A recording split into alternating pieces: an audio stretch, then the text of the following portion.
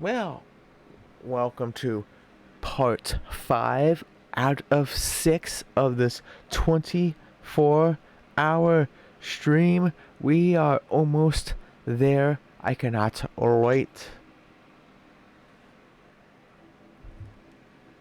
I cannot wait till this is the end.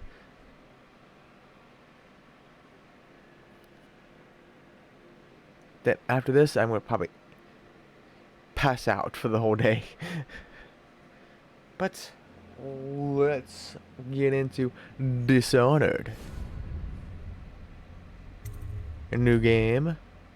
Normal. That's fine. Yes.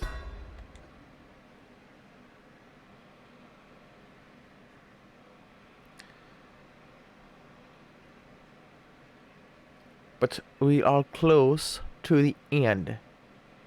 To the very end. Because after this game, it's Alien Isolation. The scary game. When I'm practically tired of out of my mind.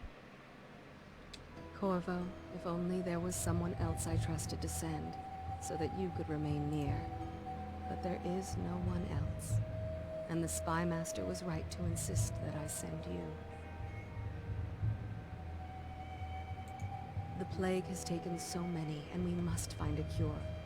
When you are near, my heart is at peace.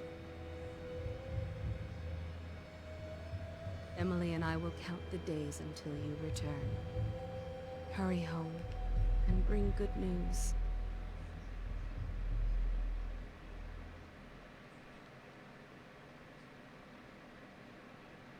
Menhaven River. Steady hand.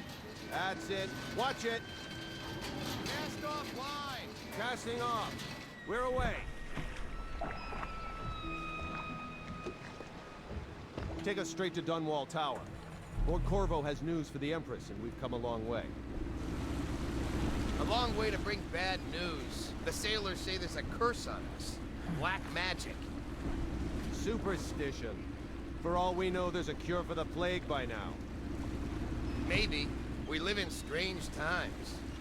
Sending the Empress's bodyguard away for a couple of months. That's unusual. Well, this was important. We need help with the rat plague.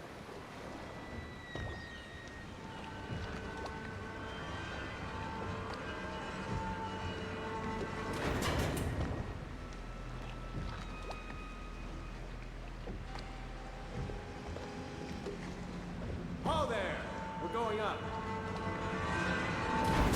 Sealed. Ready. Turning on the pipes. And she's right.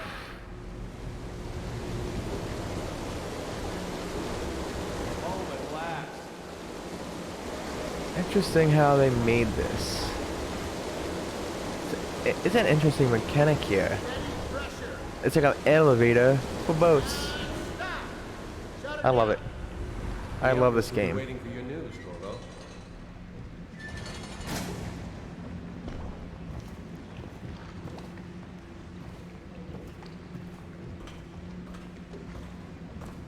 It's been good traveling with you, Corvo.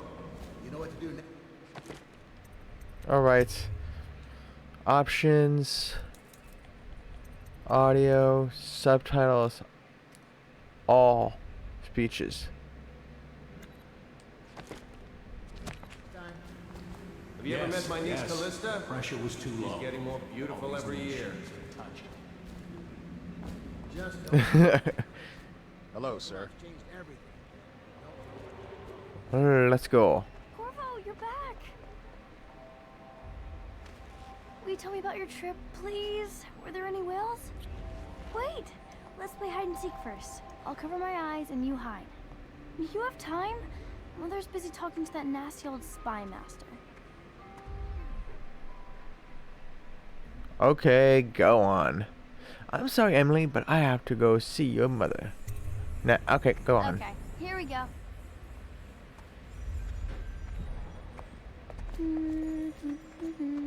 I'm following you.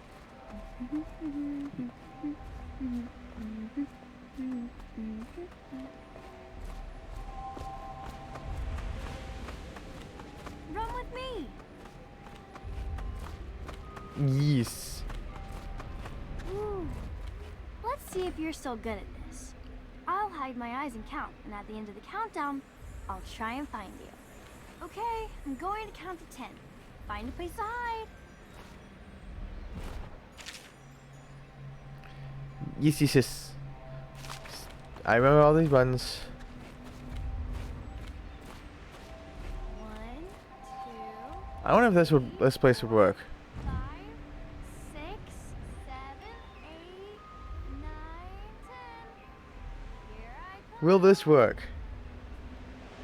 Because I know if you go on the top of the stairs, she never sees you if you go on the top of those stairs. But I want to find somewhere else that I want to challenge myself. Can I hide from her somewhere else than those stairs?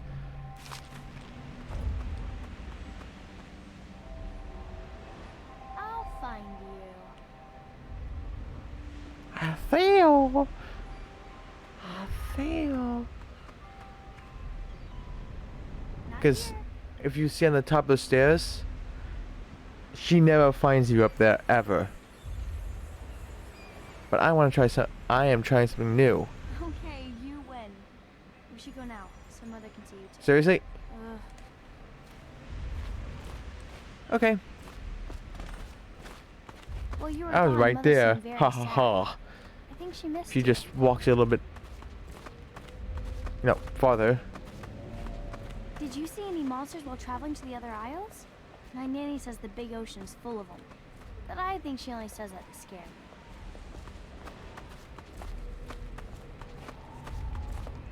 Sure. Welcome home, Lord Protector. Stop moving, Campbell. And you, Corvo, welcome back. From wherever you've been. They sent him all around the Isles to beg for aid. A waste of time. My elixir will banish the plague from this city. Now keep still a moment, High Overseer Campbell. I'm not so sure that painting looks like Campbell.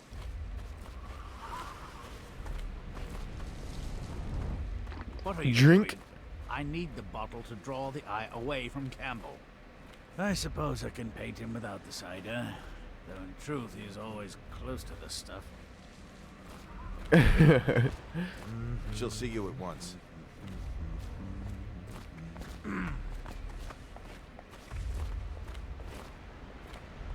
Hello, my lord. I'll be happy you're back with the watch. I'm no diplomat. So. They're sick people, not criminals. We've gone beyond that question, Your Majesty. They're my citizens, and we will save them from the plague if we can. All of them. Very well. We will not speak of this again. Mother, Corvo is back. Thank you, Emily. Leave us, please. As you wish, Your Majesty.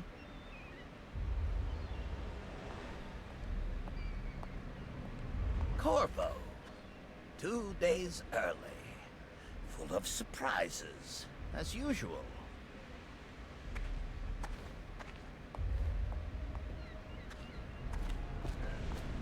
It's a fair wind that brings you home to me. Follow What me, news have Captain. you brought? We should leave them alone. Give a leader to the Empress. Take me Does with she you say on a anything trip else? one day, please. Alright, maybe.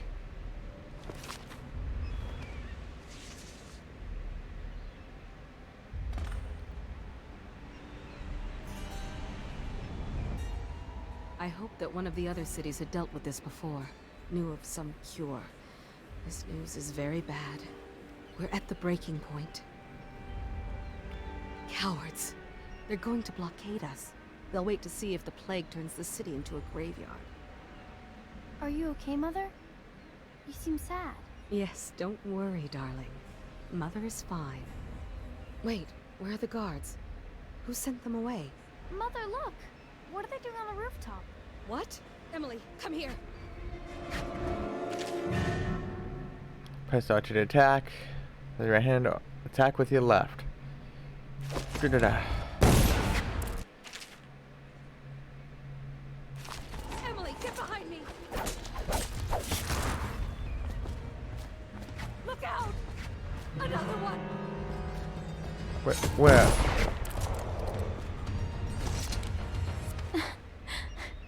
Corvo, thank you. If you hadn't been here... No more! Not again! Mommy! No! Get away from her! Corvo! Mommy! Get away! Corvo!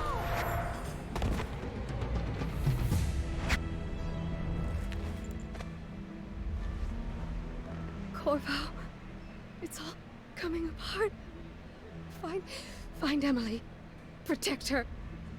You're the only one who'll know what to do. Won't you? Corvo.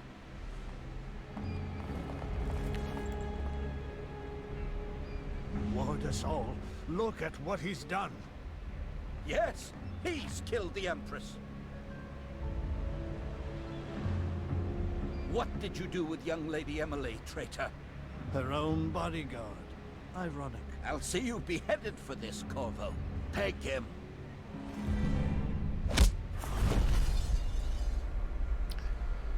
Yeah, sure.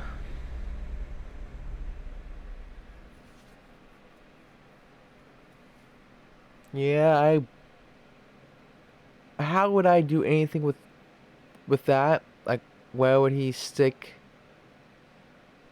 little Emily? I mean, seriously. Like, are you serious? He had no time. Alright, whatever.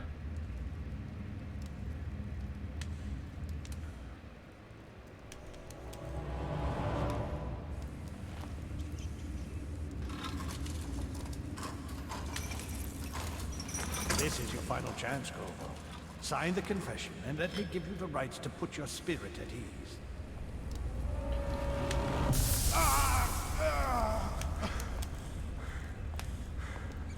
That's enough for now. Get out.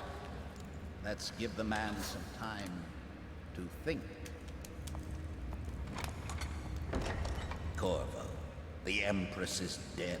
Her daughter Emily is hidden away, and no one will ever know the truth. Yes, unlucky you.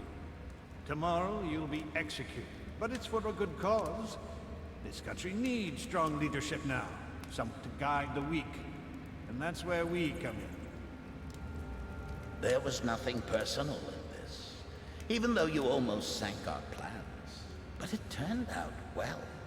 You were in the wrong place at the right time, and someone has to take the fall. Goodbye, Corvo. Guards! Take him back to his cell.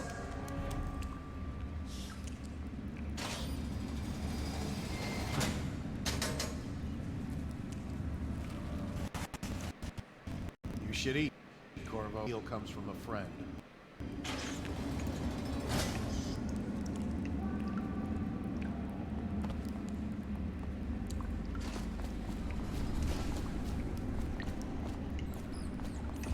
It comes from a friend, eh? I don't want it. Corvo, who we are is irrelevant right now. Just know that we have faith in you. Here is the key to your cell. Once you're out, head for the prison's interrogation room. Take the explosive there and plant it on the outer door. When the bomb goes off, run. Make for the river and lose yourself in the sewers. You'll find some useful gear stashed there. One of the prison guards will leave a weapon just outside your cell. And good luck. We need you alive and well for what's to come. Do I have to refresh the thing again? Great.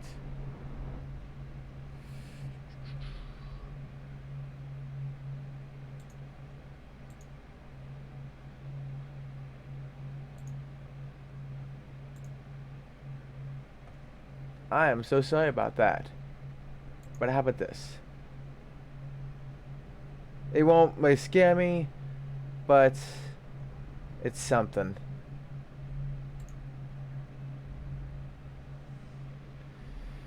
This also would see if it would work when the next game pops up. Because the next game after this is Aliens.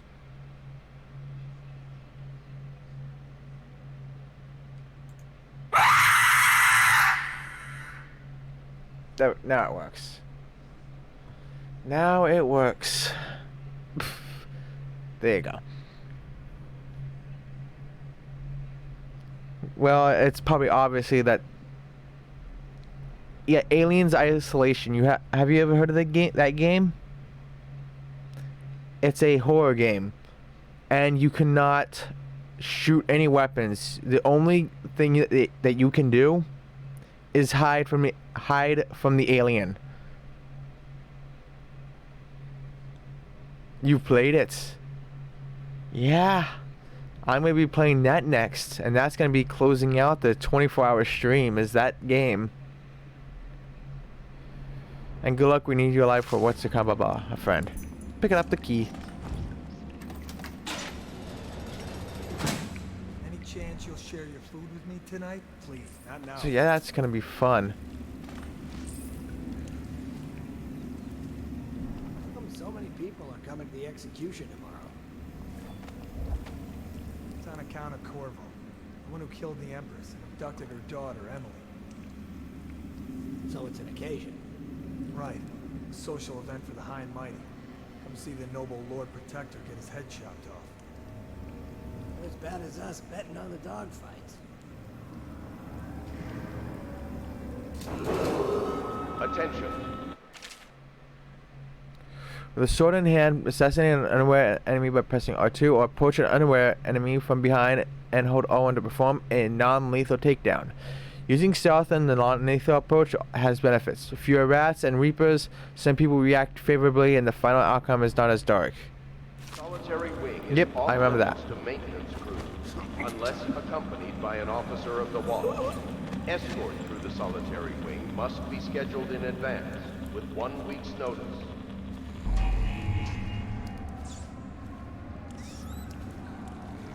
I'm gonna have my bed, you know. You can have my bed. How about that?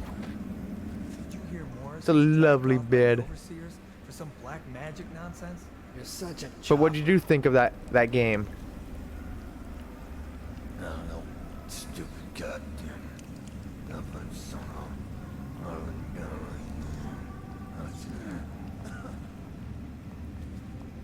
Becca.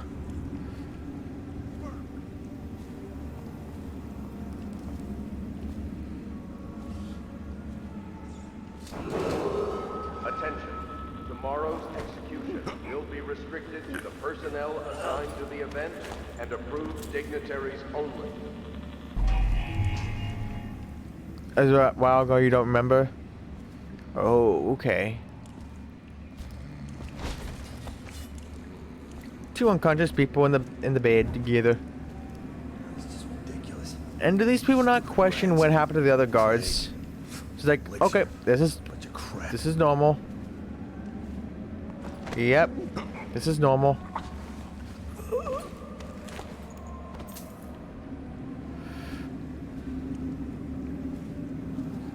It's like I would question where, like, where's the other guards? I know there was two other guards beside me. Where did they go? They didn't say anything.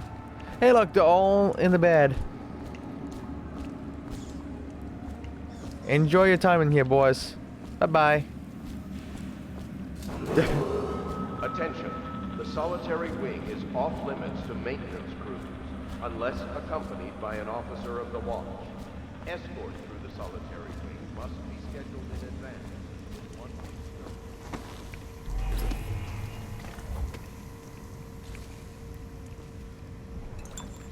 Pick up some money.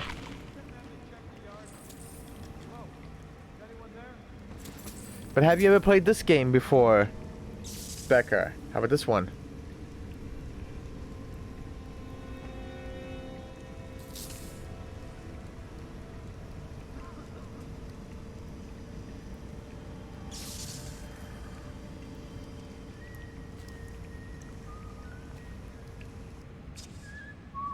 You have not. Blasphemy!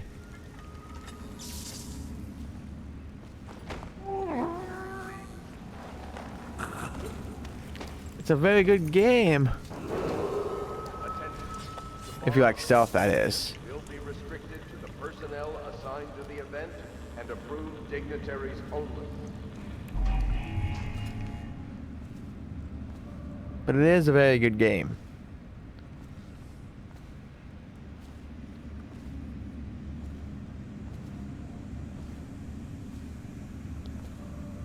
And I love the art style.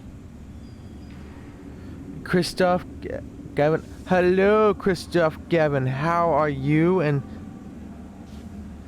thank you. Thank you so much.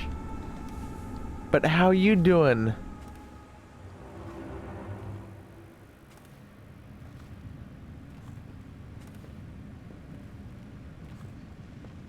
I see you, dude. I am coming your way. Get over here. Get over here.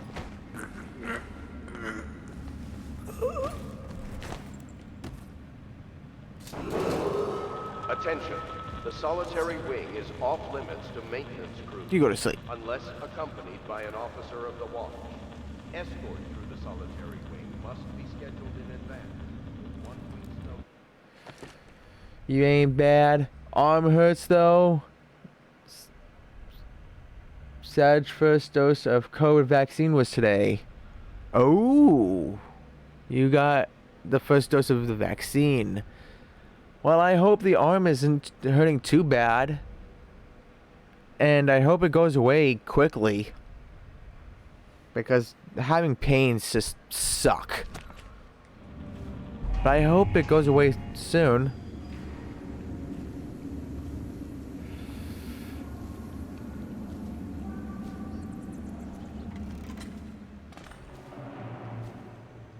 Sorry to hear that.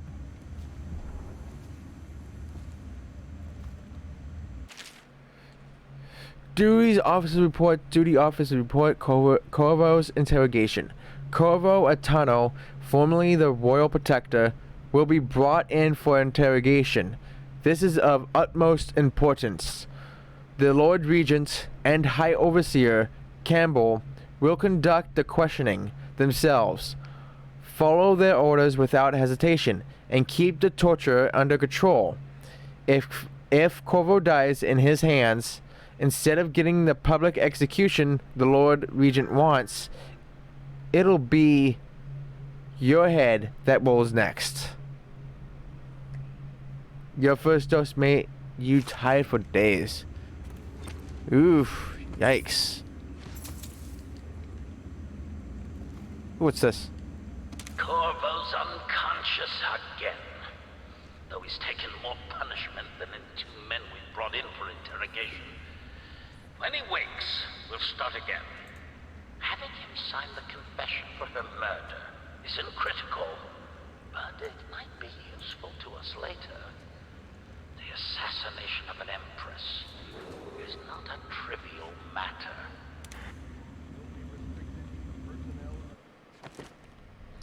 Hope that doesn't happen to you. So far, just a bit of arm pain, but it ain't bad. Did you get your second dose, Becca?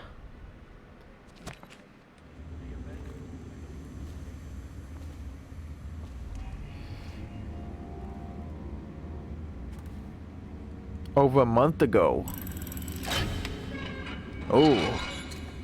Ooh, bum.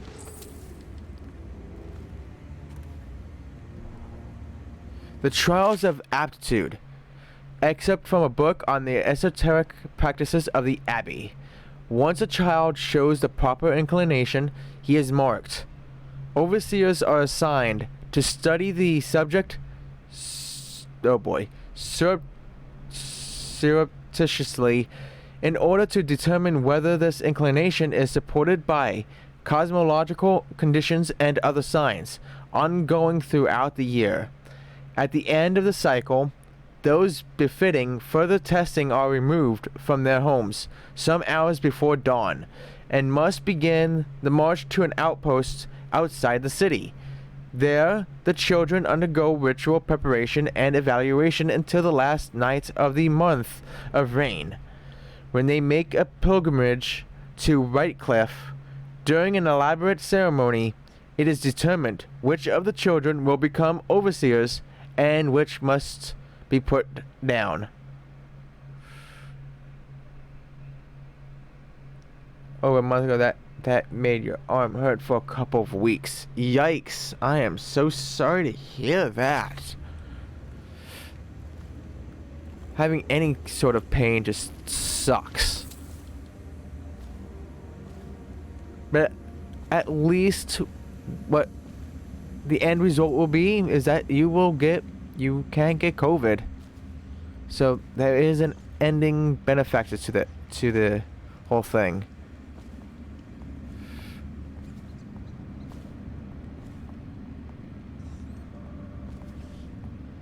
I hope that doesn't happen to you either, but heard the second dose is always the worst. That's what I've been hearing. Escort through the solitary wing must be scheduled in advance. Hi, dudes. Come over here. Come over here.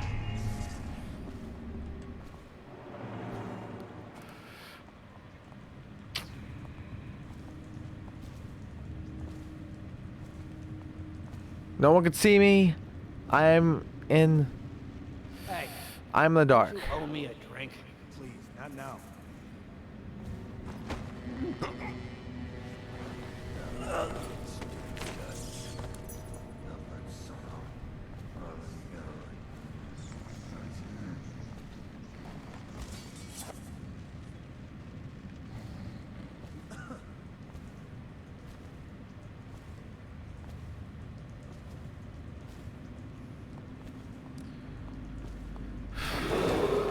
Attention. Tomorrow's execution will be restricted. Come on, to turn around. personnel assigned to the event Turn around, and boy. approved dignitaries only. Turn around.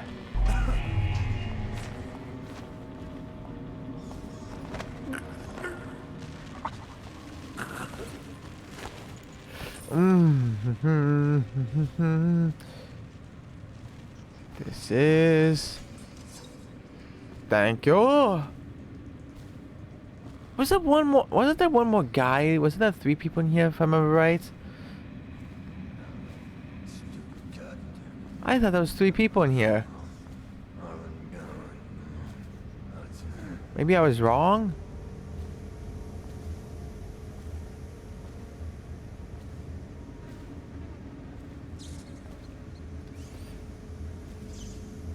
Yeah, you took potato to be mailed. Carrying the box made your back hurt. You got a nice dose of painkillers today at the doctor's. Well, at least you got some nice pain medication to help with that pain there, Becca. Accompanied by an officer of the watch. Escort through the solitary wing must be scheduled in advance. So, Christoph, what is your thoughts on Dishonored? I really like the Empress. Or are you just browsing the Dishonored category because you're interested in getting it? A shot in the arm. Oh jeez, oh jeez, oh jeez, oh jeez. Come on, come on, come on, come on, come on. No, no, no, no, no. Don't you dare see me. Don't you flippin' dare.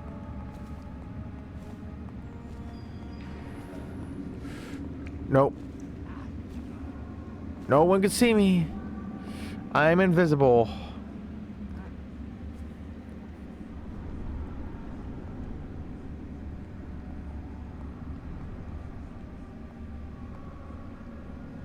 You liked it.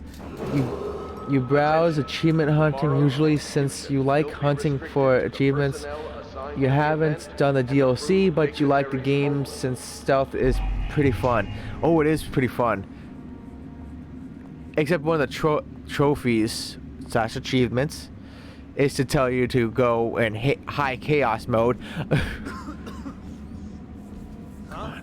Oh jeez! I did not know he was right there. Hey. He almost saw me. Another patrol. Oh my gosh. I should save right here. Yep. You're heading to bed now. You hope the rest of the stream goes well. And get some sleep after. Oh, I am 100% gonna get sleep after this. Doing 24 hours of staying up. So good night there, Becca. And thank you for dropping by. I appreciate it a lot. Hi, boy. Big boy. Go to sleep. Nighty night. But yeah, the fun fact about this game, Christoph, is that I platinum this game. Is off limits to maintenance unless accompanied by an officer of the watch. Escort through the solitary This wing game must gives me be anxiety scheduled in sometimes. advance with Don't you 1 dare see week's me. notice.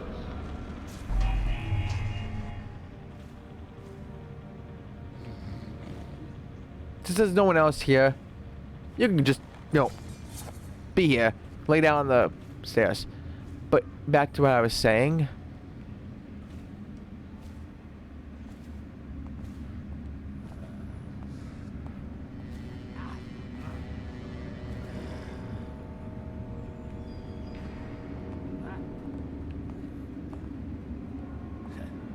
Back to what I was saying before.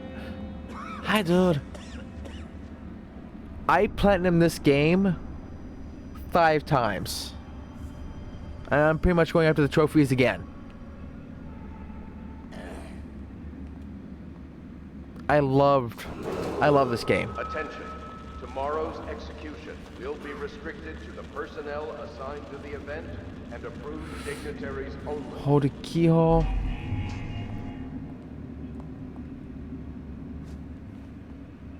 Why so many times? Because I love this game. I absolutely love this game. That much. Because I platinumed it twice on the PS3 and 3 times on the PS4. Yep. 3 times. This could be my 4th. I'm going for 5th, 6th. Hey, where's the guy?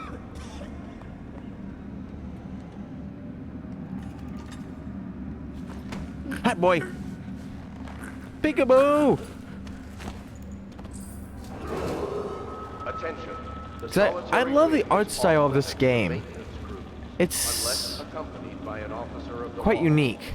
Escort through the solitary wing must be scheduled in advance with 1 week's notice.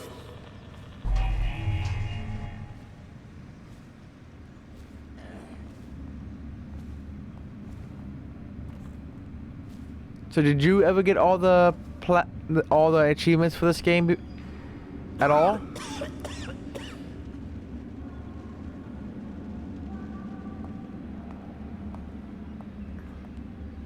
Hi. Don't you dare open this door. Peekaboo. I'll see you.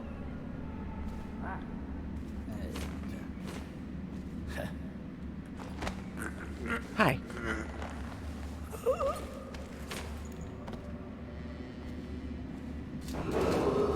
Attention. Tomorrow's execution will be restricted to the personnel Yeah, assigned to the there event will be and no approved execution dignitaries tomorrow. only. Ha ha ha.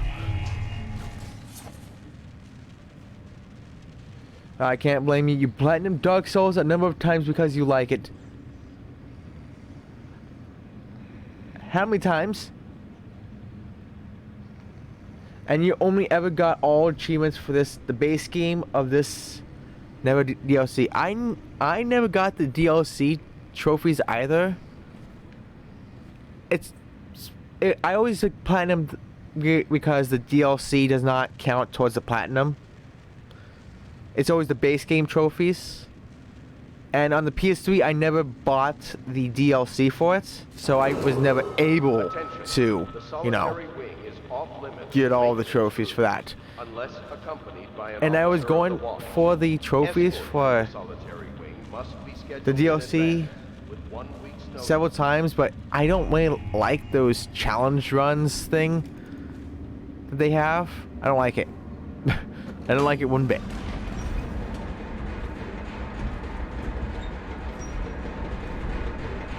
Because I'm not that skilled to get the trophies that they ask for.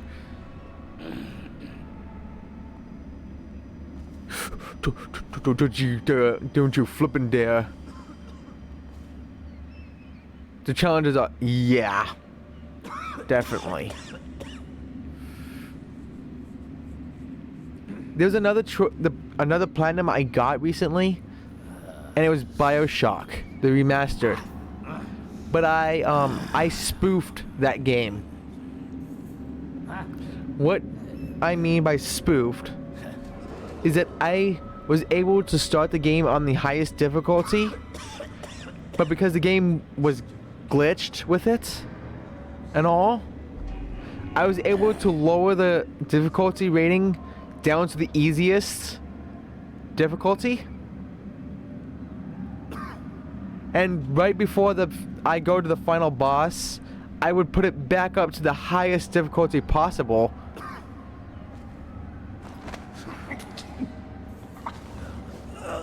And then beat the boss, and I would get the hardest trophies. Yeah.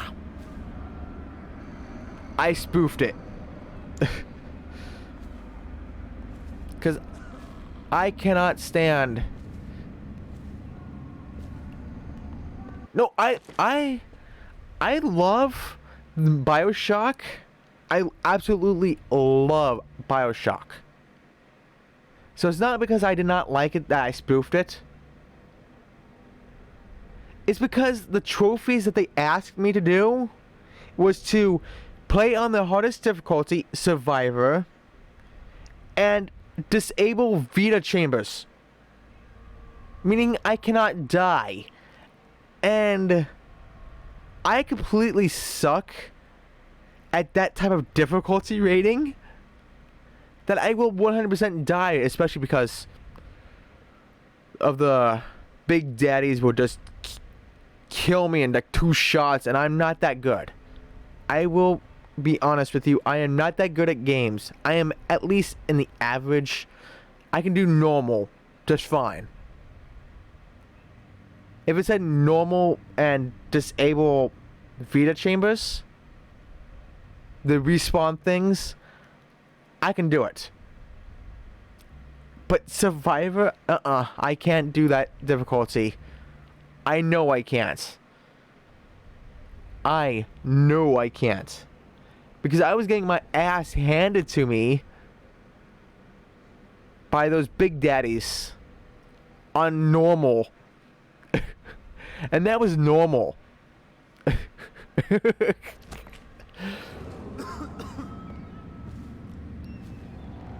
Where is he? No, stupid goddamn. Where is he? I don't like this. I don't know where he is.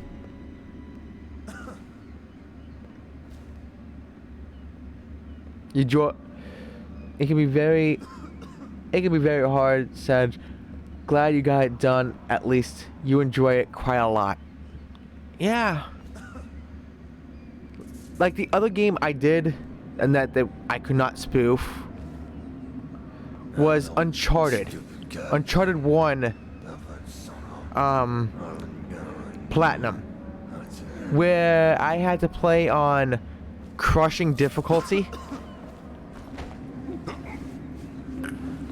And let me tell you, playing Uncharted 1 on crushing, oh my goodness, I was beyond just getting pissed.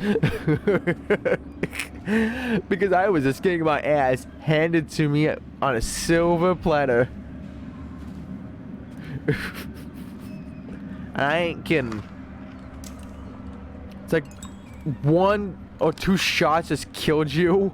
It's like, oh Jesus.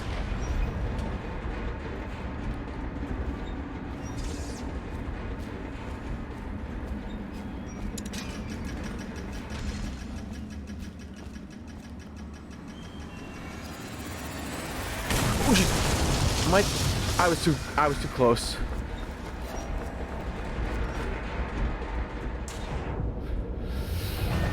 Come on, come on, come on, come on.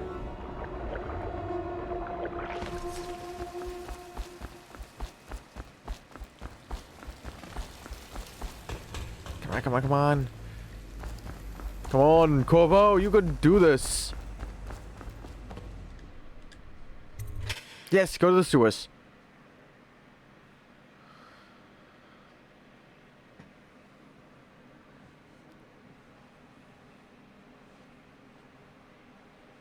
But man, Dark Souls. How many, may I ask, how many times did you platinum Dark Souls?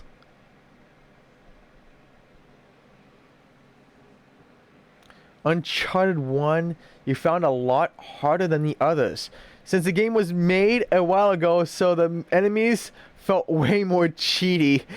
Oh, completely.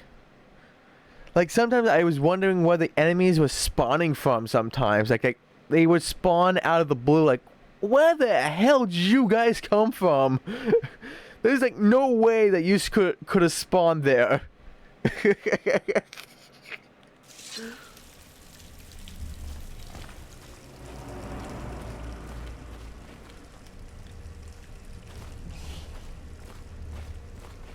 Use some kind of explosive to blast his way out. It doesn't happen by accident. You think he had help? Oh, there's a lot of... Read. Corvo, note from a friend. Corvo, if you're reading this, it means our plan works and you've broken free from Coldridge. One of our contacts has hidden weapons for you somewhere deeper in the sewers. Grab the gear and find Samuel where these tunnels dump out into the river. He will bring you to us. A friend who will meet you soon. Bottle Street gang, maybe. Watch for booby traps. Be some down here by the look of it. Good. If we're lucky, one of them will get Corvo. You're Don't afraid open of that him? door. He's Sir Conan. It's all merchants. Don't open that door. I told you, don't open that door. Now you die. I warned you. I warned you.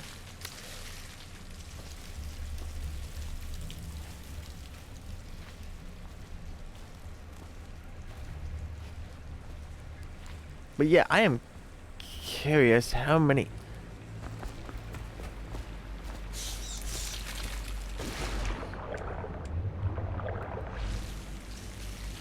I am utmost curious on how many times you platinum that game. 'Cause I know Dark Souls is a very hard game. I know that much.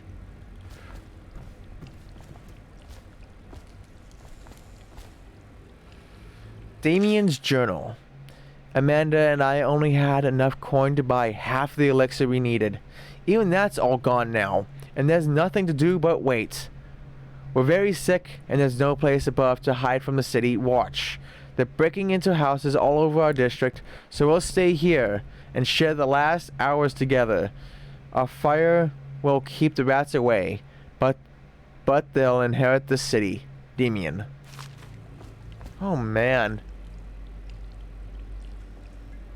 That sucks. Oof. Bummer.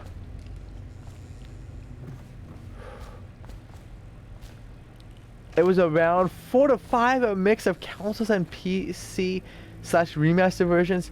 You find it fun.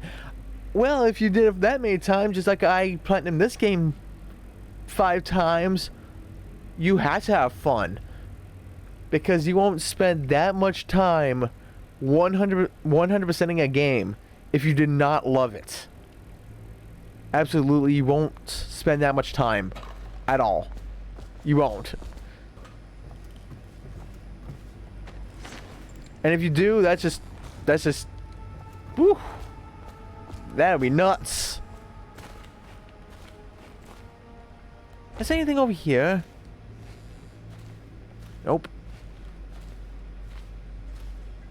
But yeah, it's just like why I platinum this game 5 times, and probably gonna go for my 6th, is because I absolutely love Dishonored.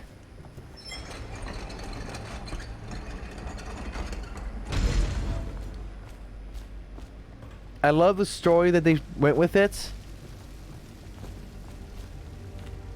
I love the art style. Eat, eat, eat. And yeah. And I love the whole how you could make your choice and how you go into each situation. Like you could go in stealth, or you could just be just a giant badass and just go down the city street and just say, "Hey bitches, I'm here.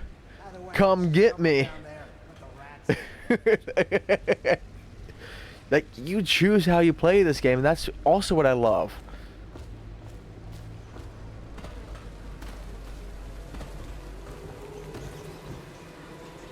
Exactly. As long as you love it, then might as well keep playing it again and again. Exactly. There, Christoph. Exactly. Throw.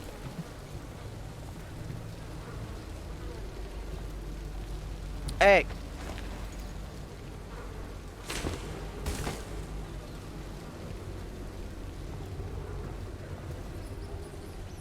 Hey, Bratz! You know there's a body over here.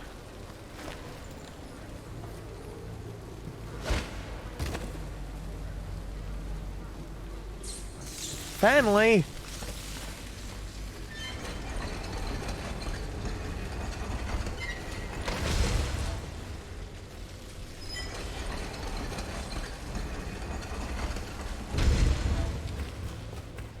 Whew. I forgot you have to do it all the way through or the thing closes it. BRB guy, look for some food real quick. Alright. Go get some lovely food. Some tasty food. Yum yum. Even Corvo is eating food. But it's more gross. Eating rats on a stick. Blech.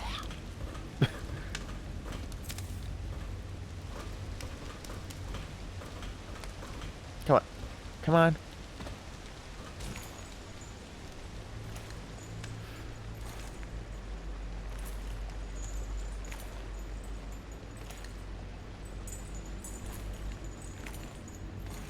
Come on, come on, come on, come on.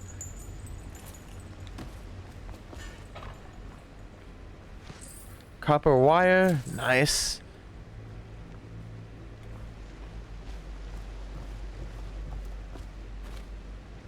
Ooh, pear. Oh, rotten. It was... Ew. Damn, I ate a rotten thing.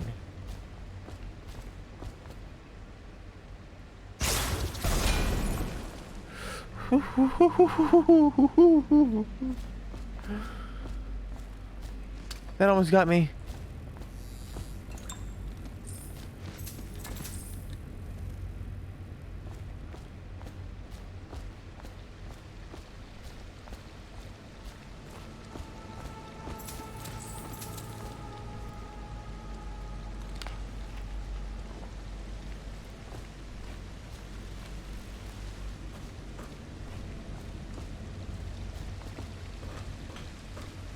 Is there anything over here?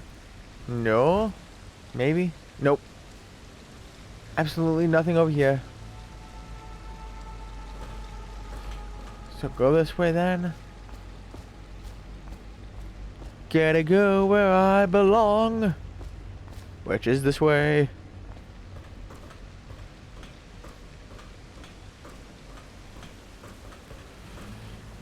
To the Lord Protector. Greetings, Corvo. Or should I say Lord Protector, as you were known before that title was wrongfully taken from you. We are servants of the Empire and of the true Empress, a group of loyalists who want very much to meet you. Take these weapons crafted for you of the finest materials in the Isles and meet with our man Samuel, near where these tunnels spill into Renhaven River. All haste and luck. We share a common purpose.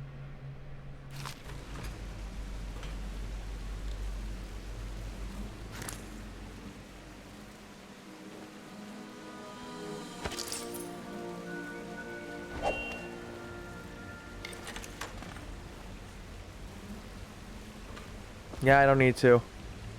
loot 10 coins. Hemlock essence. Nice, nice, nice.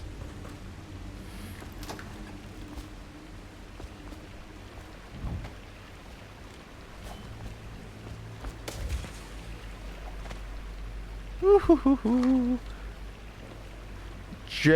Jelly's share. Jelly. In case you're too daft to remember, look to your whiskey for the answer. Whiskey? Got it?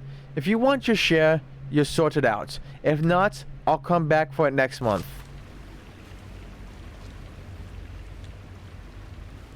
4. I think it's 451.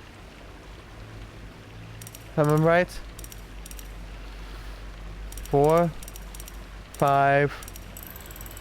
Yep, I was right. Really? This is his share? Health and 50 coin? I bet he got away with more money. What do you bet?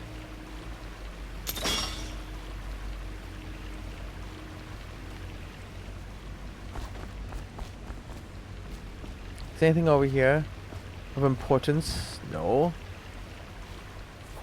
You know what? I'm gonna go trigger this thing now. Oh no! Well, why didn't it not fire? It must be malfunctioning. He won't get past me, sir. Do you know who we're hunting here? Don't try to take him out alone. But what if no one from the squad is around? Don't try to make a lot of noise when you die. Knock something over if... Okay. Save game.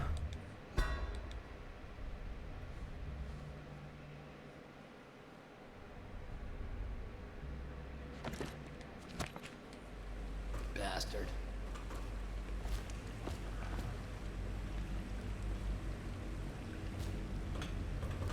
Smells like a dead leaper in here.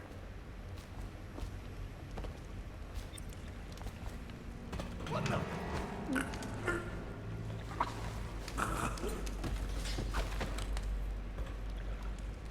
Did he just see me? I hope he just did not see me just now. Stay alert, you worms. Not getting out this way on my watch. Are you sure about that?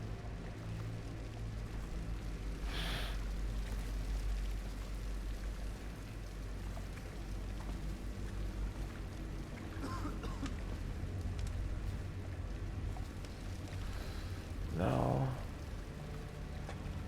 Oh, come on.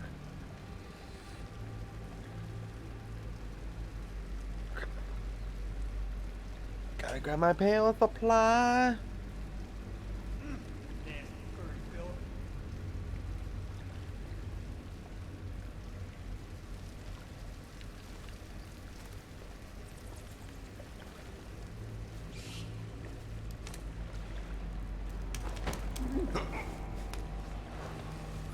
Come on, come on, come on. Pick him up, pick him up. Pick him up.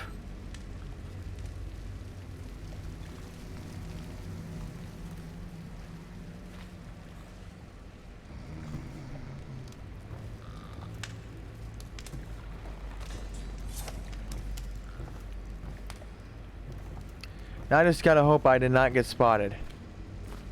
That's all I gotta hope for now.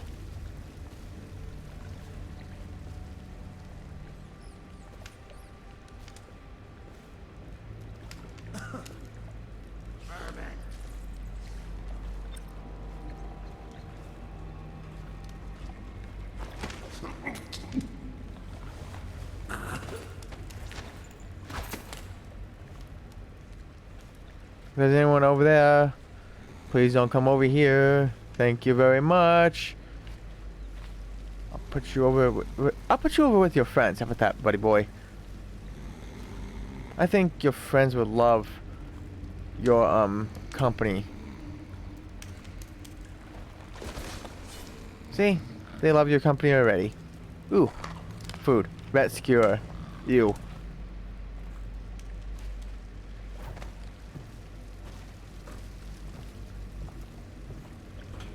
These people love the rescuers, don't they?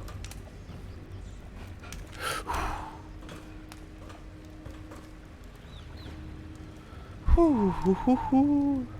I almost got spotted there.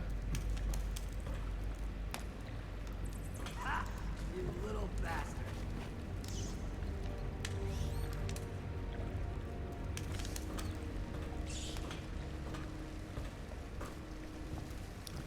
How's the 24-hour going? It's going extremely well there, Nutty. And how did your stream go? I think I saw you streaming. I know I got a notification that you were. But with me doing that 24-hour stream here, I couldn't, you know, enter your stream there. I'm sorry about that. But it is going extremely well, actually. One more game to go after this.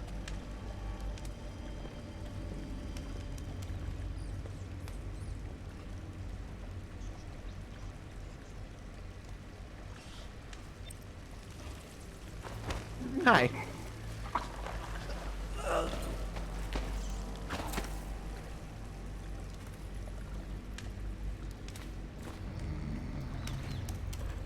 Yeah, I was planning on doing a second stream with someone, but they pulled out last second.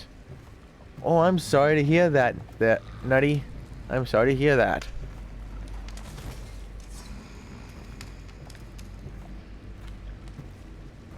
What were you gonna play, anyways? If he did not pull, this person did not pull out.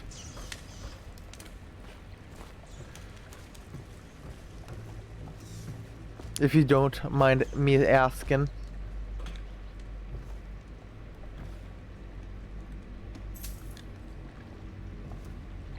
Escape from Tarkov. Oh, that game. The game I heard a lot about. But barely ever watched.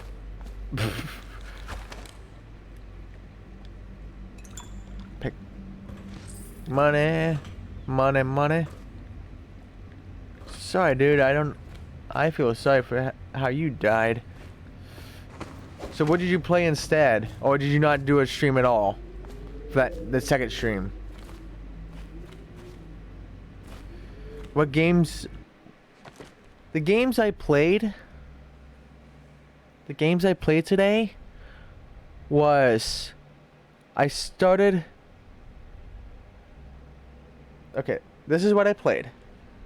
I played Vampire. That's how I started the stream. Then I played Resident Evil 4 on the PS3. Then I played The Forest with my mod and friend Micro. We were just getting our ass handed to us. Always hungry, always thirsty, always dying. It was like everything going wrong at once. But I enjoyed that. Then I was going to play Fallout 3, but it needed an update or download extra content of 1.5 gigs, and I just did not want to wait that out on stream. Which the funniest thing is, that 1.5 gigs was never needed before, but all of a sudden it needs that 1.5 gigs. It's like, nope. Sorry, I can't do this. So I switched to New Vegas, which I was actually gonna give up. Like, I was actually gonna stop in the previous game there on Fallout New Vegas, because I was just literally passing out until I had some coffee. Coffee really did some help. And well, now I'm in Dishonored. And then my last game after this will be Aliens Isolation. And then that's gonna be it. And then sleep. And probably never do another 24-hour stream again. Like, ever. And if I ever do, it's be in the winter. When it's cold.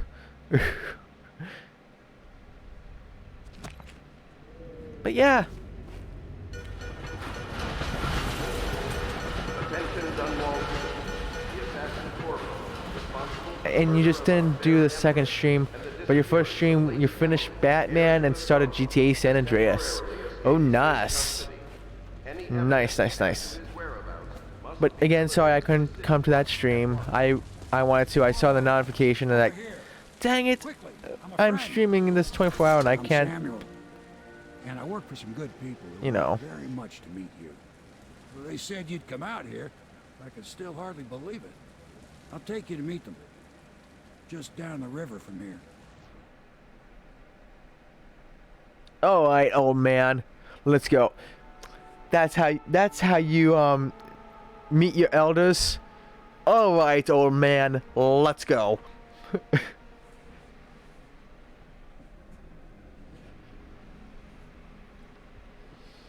You're catching up to you, and Platinum's got 36 now. Nice. Nice, nice, nice. Well, I'm also spread out in more games. Dead unconscious buddies found. Who got found? What? Who found dead bodies? Who found the unconscious bodies? Who?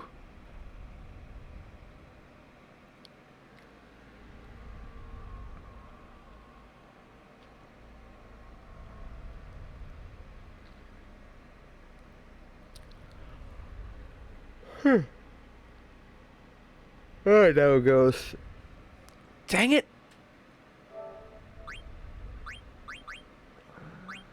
Oh, the bright blue.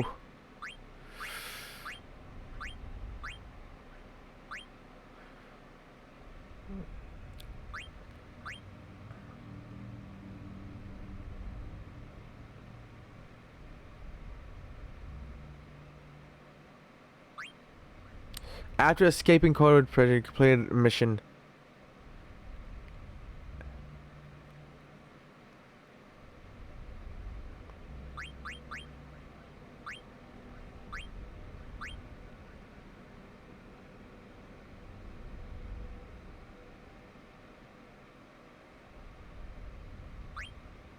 Okay.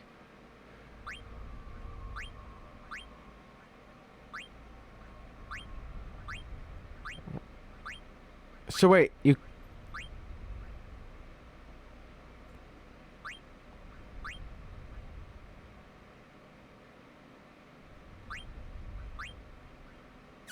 Huh.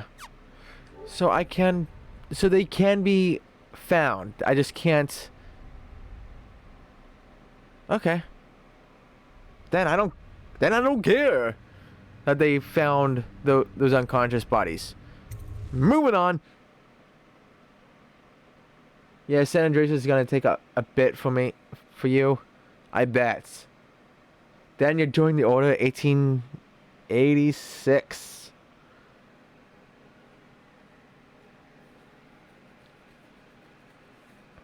Oh, nice. I heard mixed things about the Order.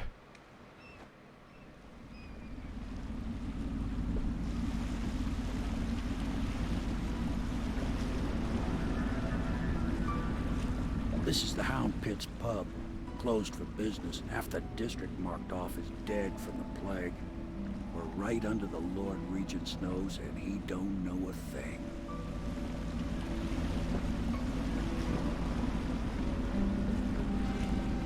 Of course, if anyone finds out what we're up to, the Watch will break in with swords drawn. And now that you've escaped, the Lord Regent's going to be tearing the city apart. I'll take you up to meet Admiral Havelock and the rest of the Royalists. The Admiral's a man to be reckoned with. If anyone can help you find that missing girl, Lady Emily, and clear your name, he can.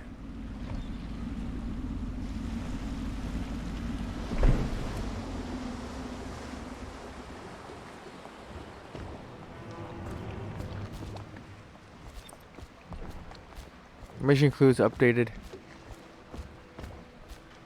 Oh, what? Dishonored. Damn, I'm dishonored now. What will I ever do? Never played it and it looks interesting. Alright, you're gonna go because you also don't want to be spoiled for this game. Oh, you never played this game before. So I'll stop right here. And you got stuff to do. Have a good night and good luck on the 24 hours. Thank you, Nutty, and thank you for dropping by. It's very much appreciated. And you have a wonderful sleep.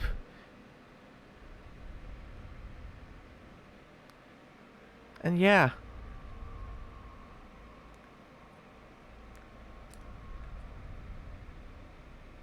I don't know what else to say. Have a good sleep and thank you for dropping by. It's always appreciated when you do. Oh right, I need to get the bone charms.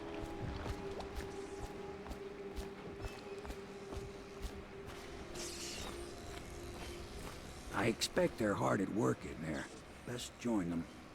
They'll help you get whoever really killed the Empress.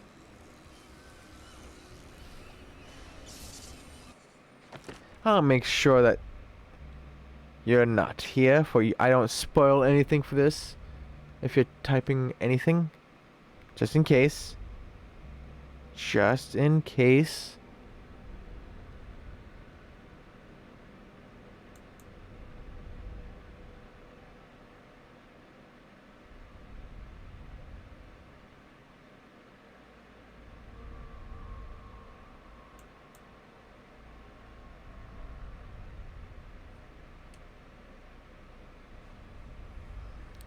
So, okay, that was enough time, so... I'm sure the Okay. Admiral was anxious to meet you. It wasn't easy getting you here. Open. So it's starting at last, Admiral. We found our man. Even after 6 months in Cold Ridge Prison, he slipped out like it was nothing. We can continue this later, Lord Pendleton. The man of the hour is here. Corvo, I'm Admiral Havelock. A true servant of the Empire, like you. Until the Lord Regent purged those of us who wouldn't recognize his claim on the throne. And I'm Lord Trevor Pendleton. I represent the nobility in our little group. But we all act as equals here at the Hound Pits pub. This is a momentous occasion, Corvo. I'm going to come out with it. We've been building a coalition of loyalists, aimed at ending the Lord Regent's tyranny and restoring the throne. At risk of execution, we're committed to finding young Lady Emily and seeing her crowned as Empress. We've got big plans, but we can't do any of it without you. We need your skills, your ability in a fight, and in helping us, we're going to help you destroy the men who murdered the Empress. Sorry, you must be exhausted. We can discuss this further after you've recovered, but before you retire, you should introduce yourself to Piero. He's challenging at times, but his industrious mind buys him that right. Yes. Piero's as much an artist as a technician. He's going to be crafting the gear you'll need. Go talk to him, and then get some sleep. We can talk more when you've rested.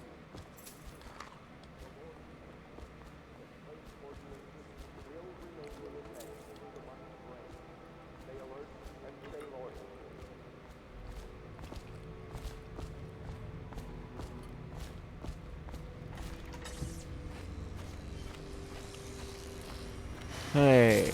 I'll Hey, be hey, hey. crafting your weapons and gear. All custom work. For you, I will create the tools of a master assassin.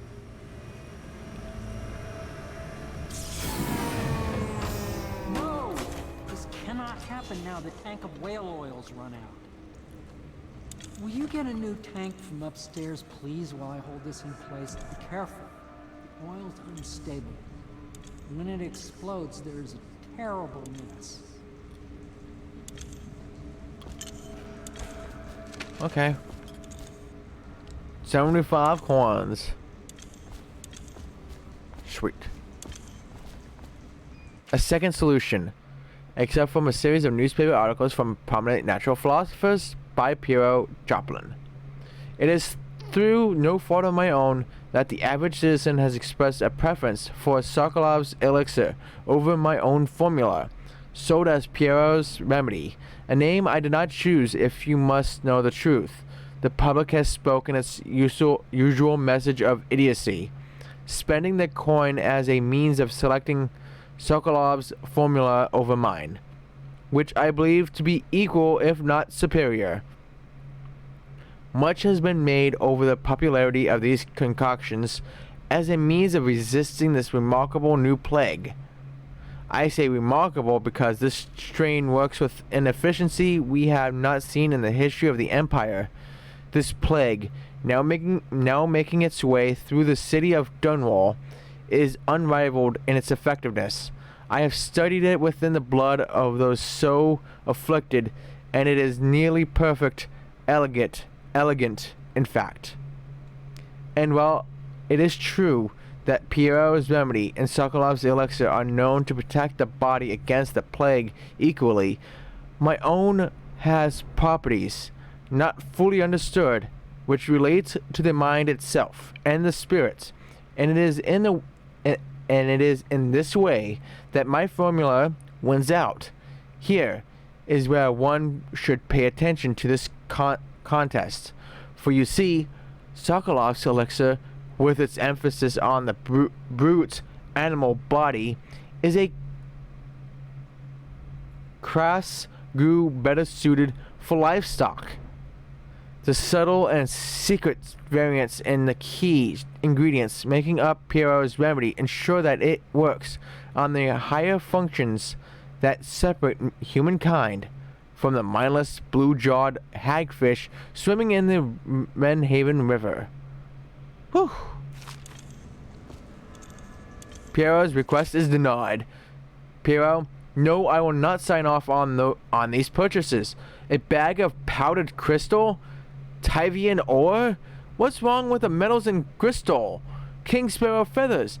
If you need feathers, sacrifice your own pillow. Maybe at the academy everything you needed was paid for by tariff and handed out willy-nilly, but this is my bar, or what's left of it, and we're operating on a budget. We're running low on oil, food, elixir, building materials, and everything else, so you've got to slow down. While I'm footing the bill, I will not approve your purchases unless they're absolutely required. No more copper wire or special herbs. If you need those things, go out and scavenge them. Half the city is in ruins, so no one is going to miss any of the odd crap you seem to need. Admiral Havelock. Huh, so they were fighting. Yay! Trunk. Nothing. Oh God. Not more reading. Dead counter responsibilities. Commissioned by the Lord Regent in the face of the growing plague crisis. The dead counter is a position that will only be given to officers, usually of junior or middle grades. In most matters of edict or curfew enforcement, these officers will defer to the acting officer on duty.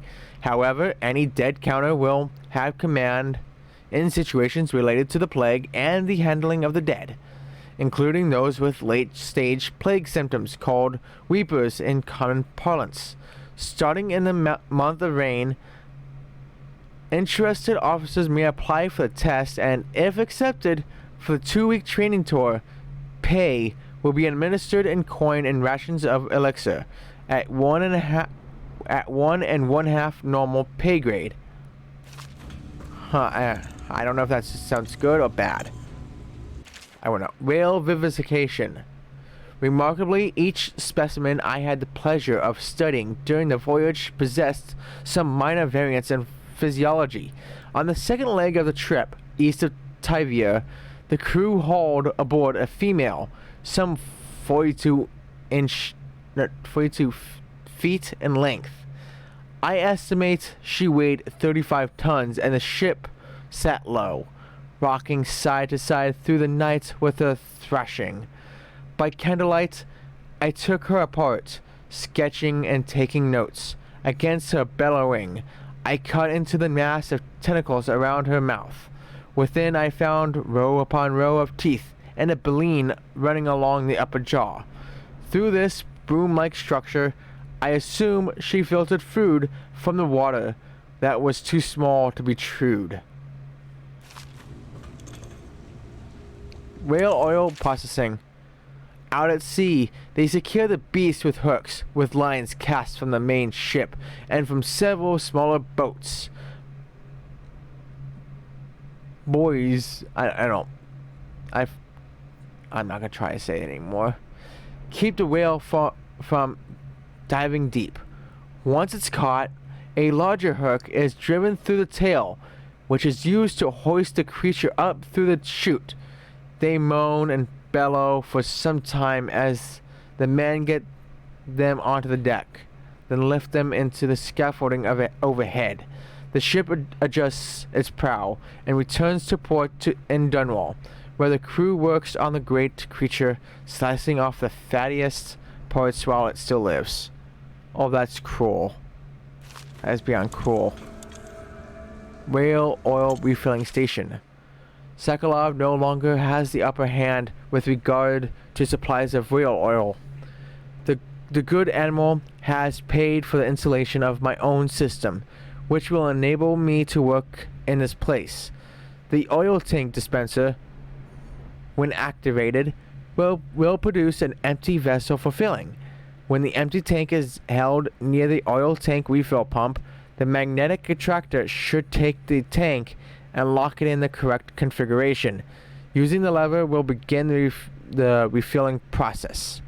Once refilling is completed, the tank can be removed and placed in service. Extreme caution must be used in handling the full tanks. They are quite unstable. The system is sound and well engineered. It appears that the Greaves Oil Company has done something correctly for once. Whew.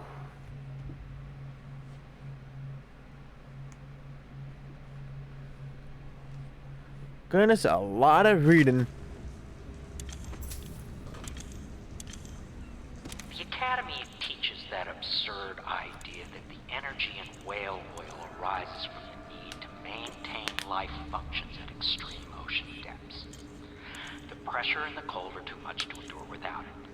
I speculate that a human being might, by a process of adaptation, produce high-energy humors in the body.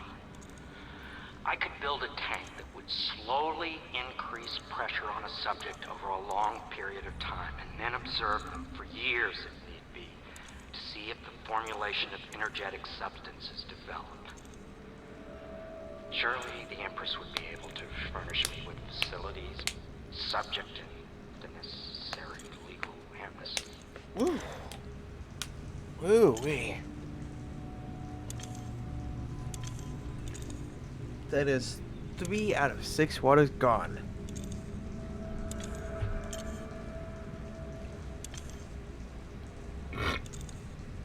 Because all that reading actually hurt my throat.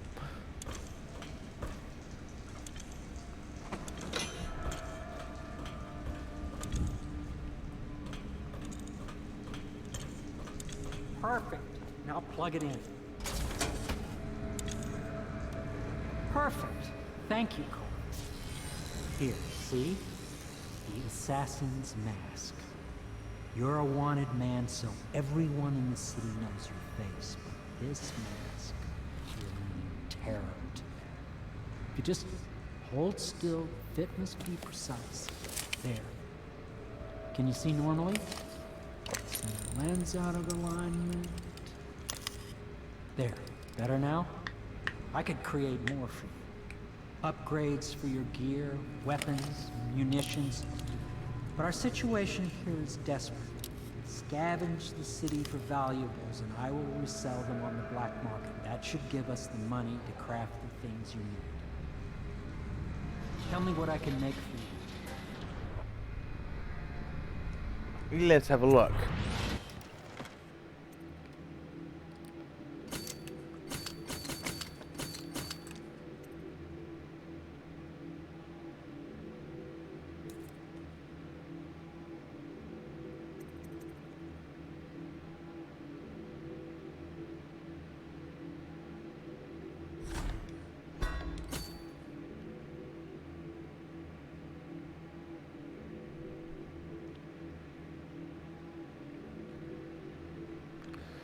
There we go. You must be exhausted. I advise that you get some sleep. Your life will get even more difficult soon. You should rest while you can.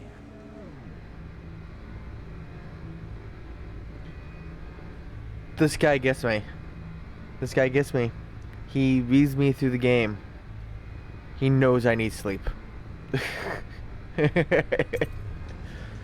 Sleep well. This guy needs to get out of my head.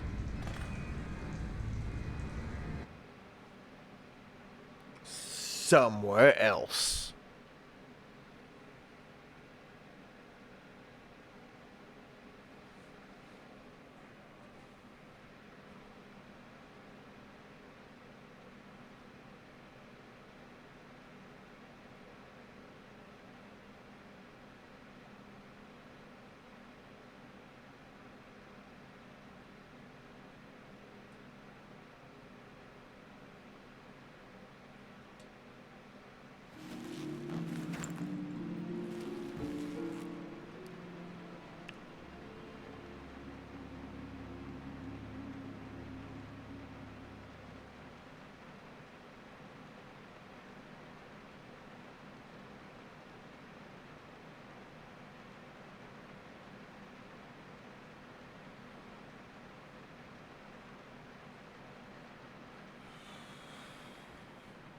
Oh, sorry about that.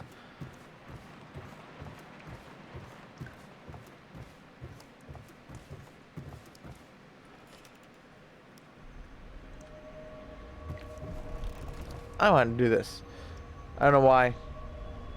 And hello, Zero. How are you doing? You're going to bed, but lurking. Got your tab open, Hawk. Have a good rest of your stream. And thank you, and have a good sleep. There, Zero. Have a good sleep.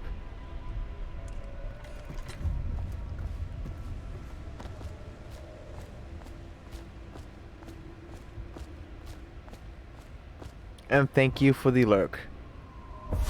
Hello, Corvo. Your life has taken a turn, has it not? The Empress is dead. Her precious daughter Emily is lost somewhere in the city, and you will play a pivotal role in the days to come. For this, I have chosen you and drawn you into the void. I am the outsider, and this is my mark. There are forces in the world and beyond the world. Great forces that we can call magic.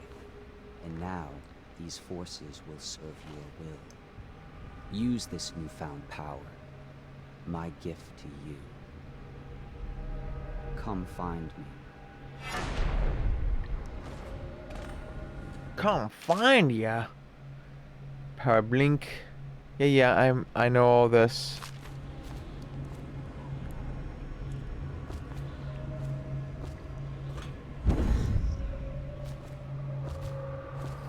Fallen letter.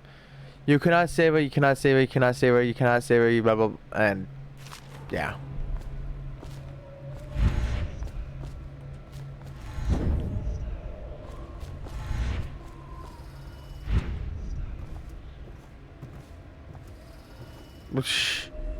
What happened? What's happening here?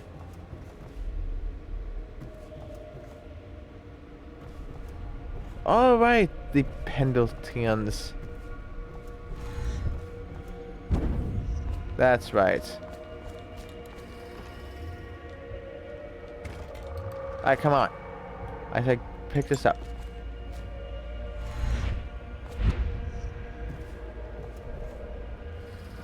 His old little army. Tall boys.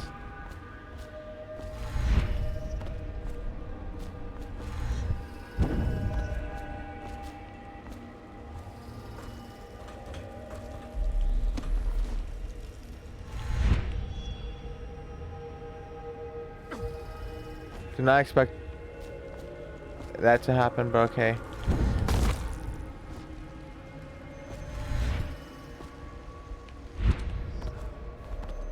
In the days that follow, your trials will be great, Corvo. Seek the ancient runes bearing my mark in the lonely places of your world. and at shrines raised in my name. These runes will grant you powers beyond those of other men. To help you find these runes, I give you this, the heart of a living thing, molded by my hands. With this heart, you will hear many secrets, and it will guide you toward my runes, no matter how they may be hidden. Listen to the heart now, and find another rune.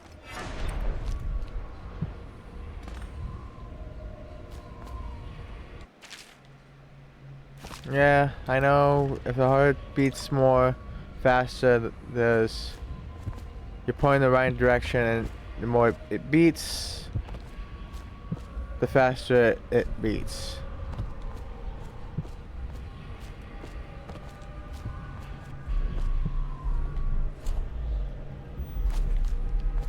I know where it is, so don't need it.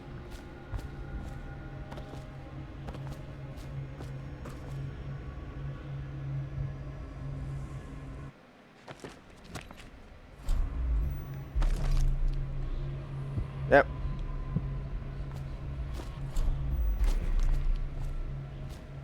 Gotta go this way.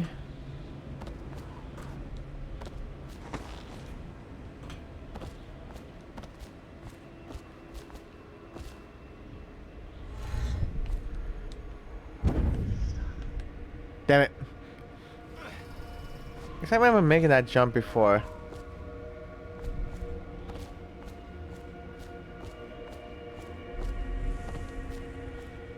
Maybe it was... Yeah, well.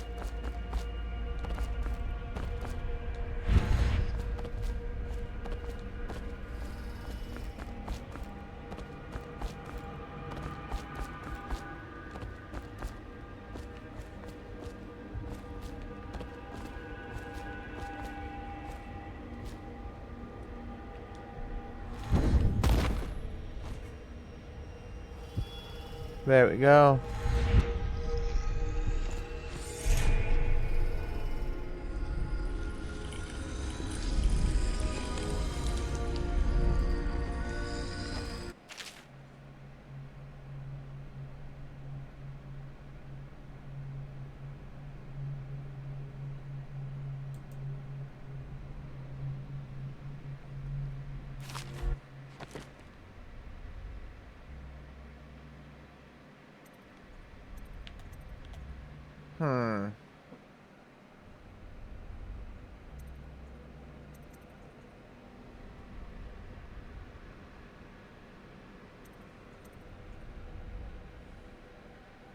Fatality.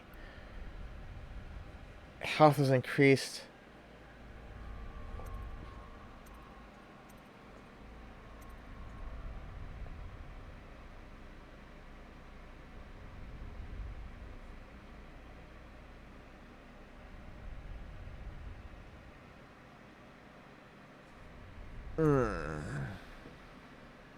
Dark vision or health?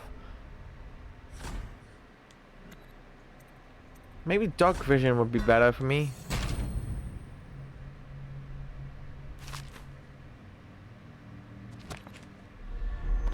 How you use what I have given you falls upon you, as it has to the others before you.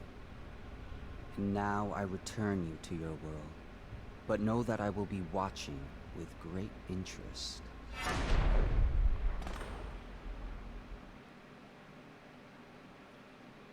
Whew. How much longer?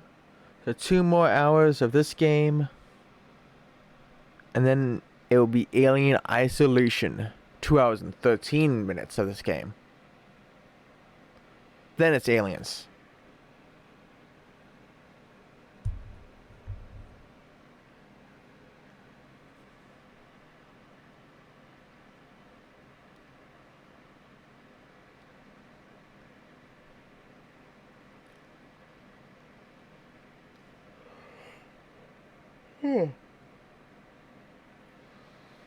Oh, I can continue. Whoopsies. I'm so sorry about that.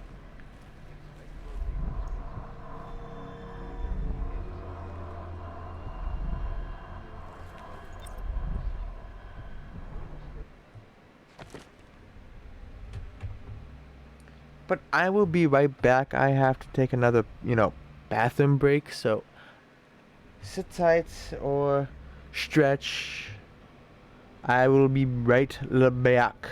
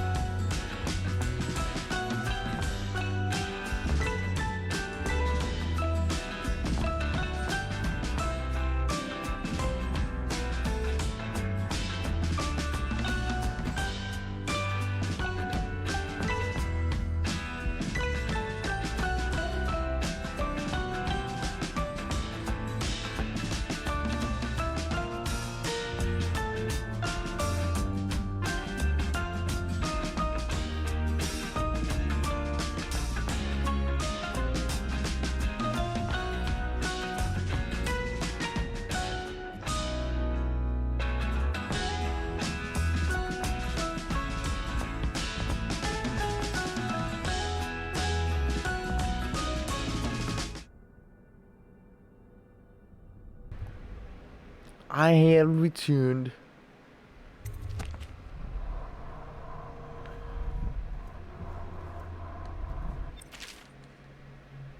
Bone charms. Yeah, I know what bone charms are. Early life and criminal record, Slackjaw.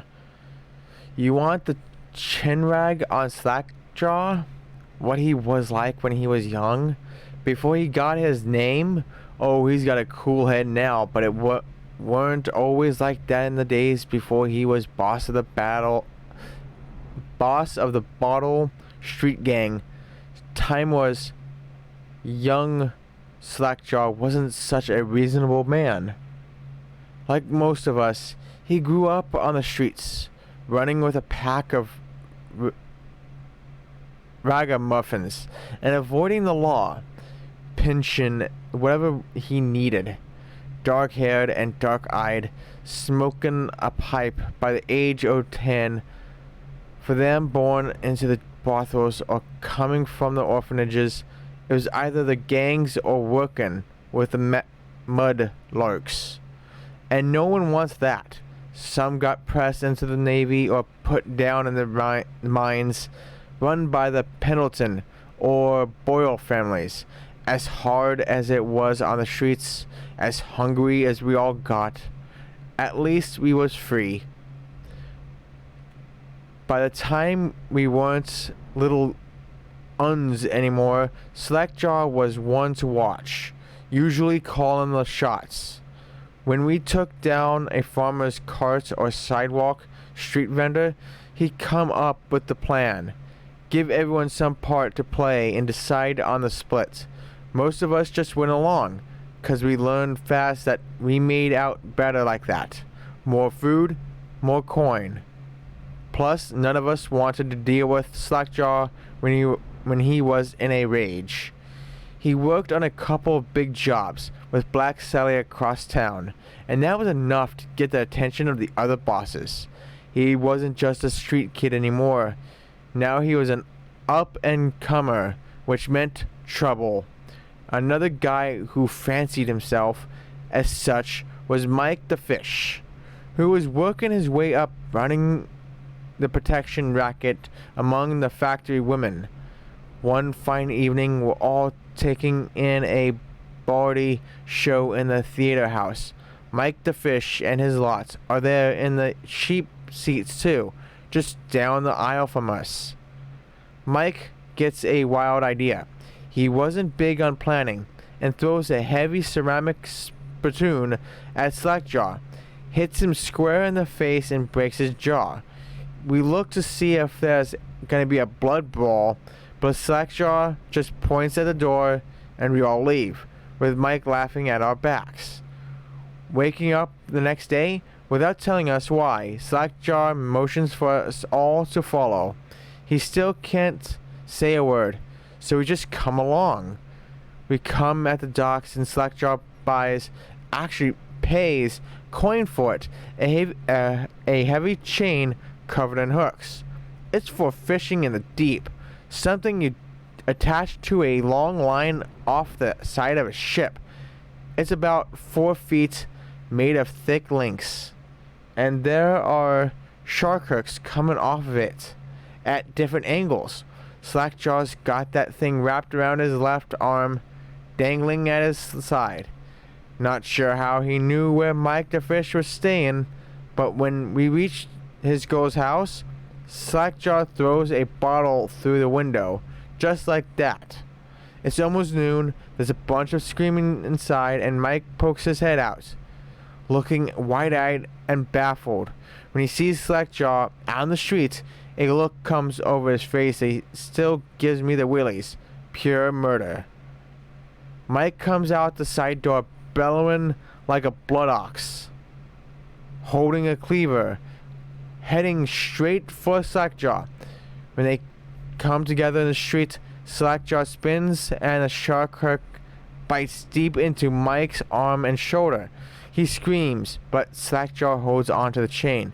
He's standing there with his jaw broken, clenched tight, with the chain wrapped around his left arm, hooks sunk into Mike the Fish, just knifing him as fast as he can. Mike couldn't fight very well, hooked like that, and using his left hand, but he was a big guy, and it took a lot of stabbing before he went to his knees. Everyone was cheering at first, but then we all went quiet. It just kept going and going until finally it was just Mike the Fish blubbering, crying like a baby, and the sound of Slackjaw's knife. When it was over, and there's the brilliant part, Slackjaw took out a note and stuck to Mike's face with a nail. It just said, "If you want a job, come to Bottle Street." Slackjaw didn't talk right for a couple of months, but word spread fast. By the end of the year, once we had a sizable gang going, he sent out letters to the other bosses, telling them that he was running a brand new crew over on Bottle Street. Most of them laughed or beat up the guys who delivered the letters. Green-eyed Trish even came back missing a thumb. But apparently Slackjaw was expecting that kind of reaction and had a backup plan. A week later, 4 of the bosses were dead. Seemed like a series of unfortunate events, but everyone knew better. One shot dead by the watch while standing in the middle of a meat market. Another slipping and falling into the water, out cold. One of the older bosses found in the bed with his belly opened wide and a Tivian pear stuffed into his mouth. Still not sure what that meant. And Shayla Barnsworth was found bubbling in a cauldron of hot wax. Slackjaw sent out another set of letters, offers to the underbosses, telling them that they'd be treated fair as peers. He even sent Green Eye Trish with one of the letters. All of the underbosses accepted. After spilling the guts of his main competition, Slackjaw went in for stabilizing his business. Real neat, like calling in favors, smoothing things over, giving everyone a little bit of coin or drink as a bonus, showing what he could be like as boss. So everything got quiet, which always makes the boys of the City Watch nervous. Of course, word went out among the Royal Spymaster Snitches, the responsible citizens group they called themselves, telling everyone working in a shop or sweeping off the front steps of their homes to keep watchful eyes for Slackjaw and his men, trying to suss out what they were up to and what had just happened. But Slackjaw ain't stupid. He greased a few palms among the shopkeepers and the watch too, telling them that he was in town to stay and that things would be run properly from now on, without so much blood. He was finally a real boss, ready to settle into the business of moving whiskey, running the hound fights, and offering up the ladies and gentlemen of the night, if you take my meaning. Then the plague came. At first it seemed like a good thing. A few people got sick and everyone wanted to buy those potions from Sakalev or Piero, health elixir or spiritual remedy they call them. Slackjaw told me he saw an opportunity. We already had an old whiskey factory with us still, where we could water the stuff down and sell it discounted. Doing the same with Sokolov's elixir was a smart plan. Pretty soon everybody in the slums was sick and business was good. But after a while, there were so many people down with plague that everyone got scared. Everyone started acting real nasty and everything fell apart. When people can't work, they don't have the coin for elixir, watered down or pure. When the Empress died, it seemed like Dunwall would slide into the void. Spymaster Burroughs took over and the watch started using all that new Sokolov technology, watchtowers, tall boys, and them arc pylons. They put up a wall of light across Clavering Boulevard and cracked down hard. But Slackjaw surprised us again. Instead of leaving town on a boat bound for Molai or one of the other isles, he stayed and kept it all together. We get as much elixir to fight off the plague as the City Watch with their taxes and rations, and that's kept us alive. So far, Crowley, Bottle Street Gang. Woo!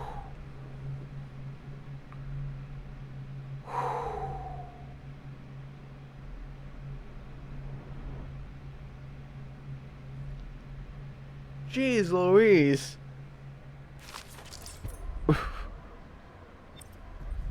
Please don't be the Journal of Granny Rags. Please don't be long. Oh, please.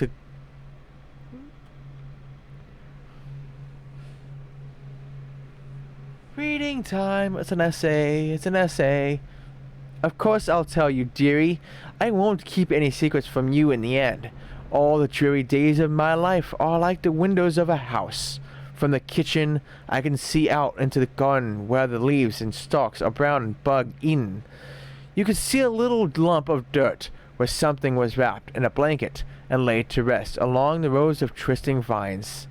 The front room looks out into the street, where the neighbors are all setting fire to their homes, barricading themselves inside, warm and snug, dearie.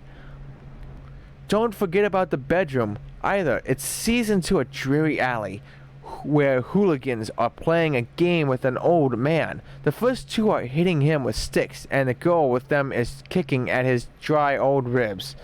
Oh, to have those bones, to boil them in a pot. No one lives in my house anymore, dearie. No one you'd want to meet. When I lived there with my husband, we were fine. Fine people. Very mory. Everyone would say, your house is as grand as Boyle Manor. Better, even. Your dinners are lavish and your parties are the best. When that young Sokolov came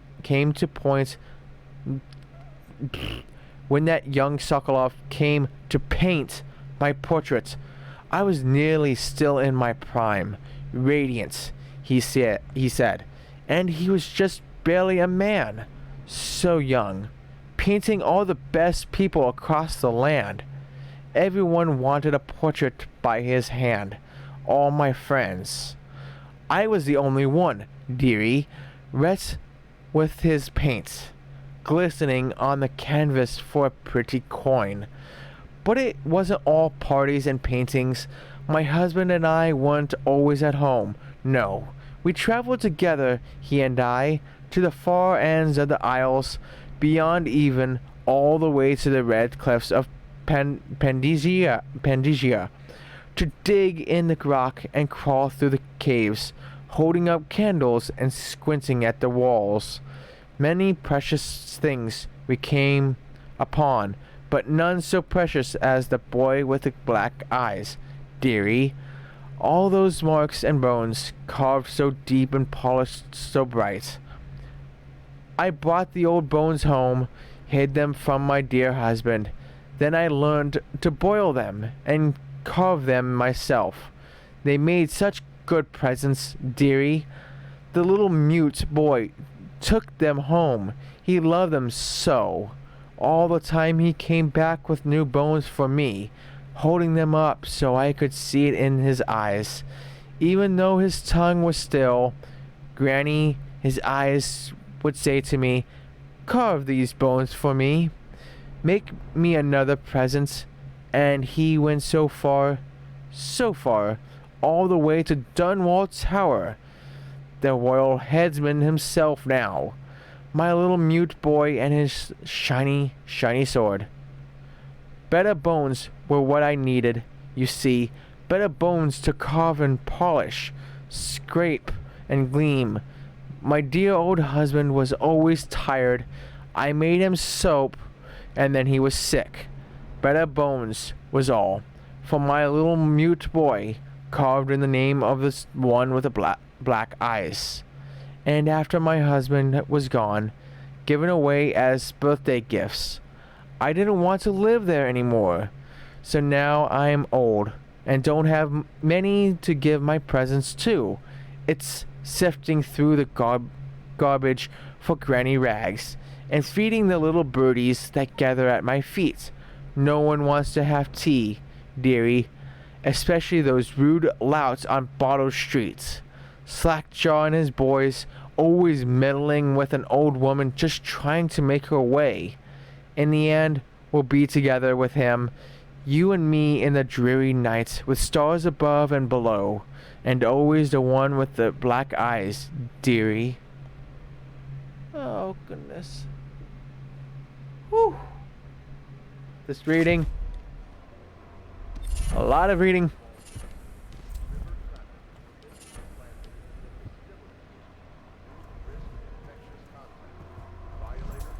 Come on.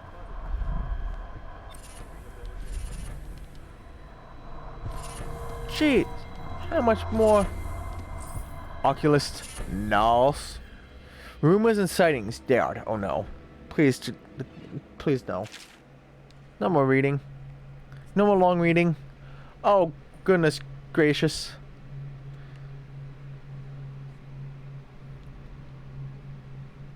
Hold on. Hold on, I will read. Just gotta water the throat here. I swear this is gonna be like a 2 hours more of reading here.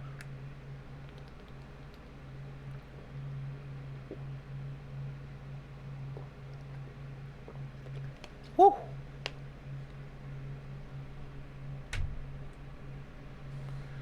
For over a year now, I have lived away from the Abbey without the company of my overseer, brethren, or the guidance of the blind sisters of the auricular. I'm sorry, I'm butchered that name. Oracular order. That's best I can say it. Days have passed with me sleeping in the dens of cut purses, murderers, and worse, and the nights have seen me prowling through the worst alleys and wretched corners of Dunwall. I have taken my meals with killers. At times I have ventured beyond the city walls, meeting in forgotten graveyards and the outlying ruins frequented by those of ill means. My beard has grown long, and I wear the weathered clothing and bits of boiled leather, favored by the bottle streets and hatter gangs, and by those rough men and women who make their trade knifing others in return for coin. My hands have run red with blood, it's true, but I have selected my targets with care, choosing among those criminals and heretics who were not fit to live, executing them justly, and using their deaths as a means of building my reputation. So far this trick has allowed me to make my name among my murderous colleagues, without taking the lives of the innocent. My goal is singular. I must impress the assassin named Dowd, in order to get close to him. Of all the practitioners of black magic we have tracked, none concern the Abbey as much as Dowd. It is said that his mother was a witch from one of the archipelagos off the Pendesian coast, taken captive by pirates venturing far from the Isles. According to legend, by the time the ship returned, the captain was dead, and the witch controlled the crew, with Dowd still a shadow in her belly. The earliest stories tell of a gang killer without mercy, moving among the shopkeepers and city watch officers of Dunwall, like a reaper through wheat. Then a period of silence followed. Years.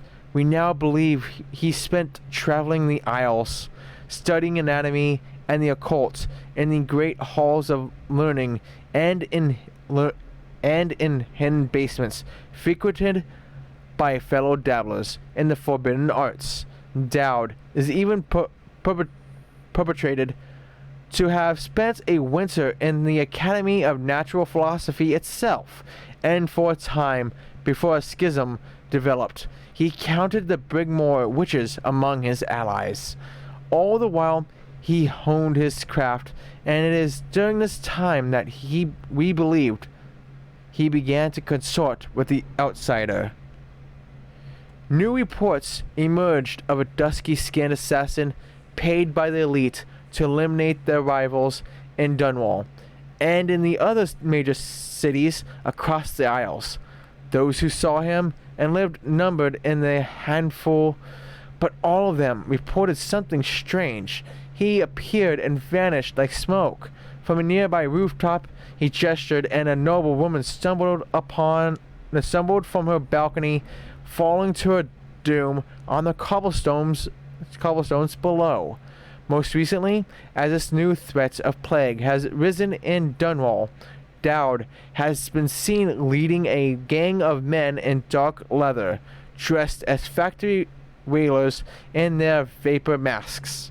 They seem loyal beyond comprehension for one so unworthy, leading me to wonder if some of his magic is dedicated to lulling their minds, enslaving them. Only a month ago, one young girl claims to have come upon a strange scene, carrying a bottle of milk home to a crippled brother. She was taking a shortcut through the tailor's district. In a narrow street, she passed beneath a window and heard unusual sounds from within. pushing aside the ratty curtain, the girl saw into an abandoned apartment used by miscreants for gambling and trading haber weed. An occult shrine had been erected against the far wall, which she recognized from the teachings given by her local overseer. A man she described as resembling Dowd was kneeling before the shrine, muttering to an unseen spirit as if in an argument. He took a carving made of pale bone from the altar before him, and the lights all went out, and a gush of unclean wind, quiet as a fiend mouse, she slipped away, running until she reached her home. There can be no doubt Dowd is an agent of the outsider and must die, for there is no limit to the evil this man might do. This is my solemn oath and the great purpose of my life. Until Dowd is a dead and his corruption has been purged from the world, I will continue to move among the depraved, winding my way toward him. I will not drop my guise or don my overseer's mask again until Dowd breathes no more. Oh, goodness, and there's one more. Field survey notes the royal spy. Oh, goodness.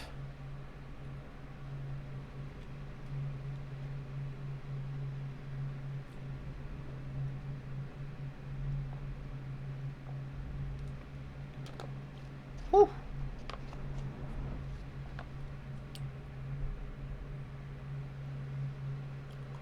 This is the 4th day, month of high cold.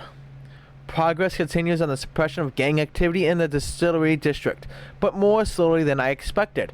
The ruffians operating there have been cunning. I'll grant them that. But it's only a matter of time.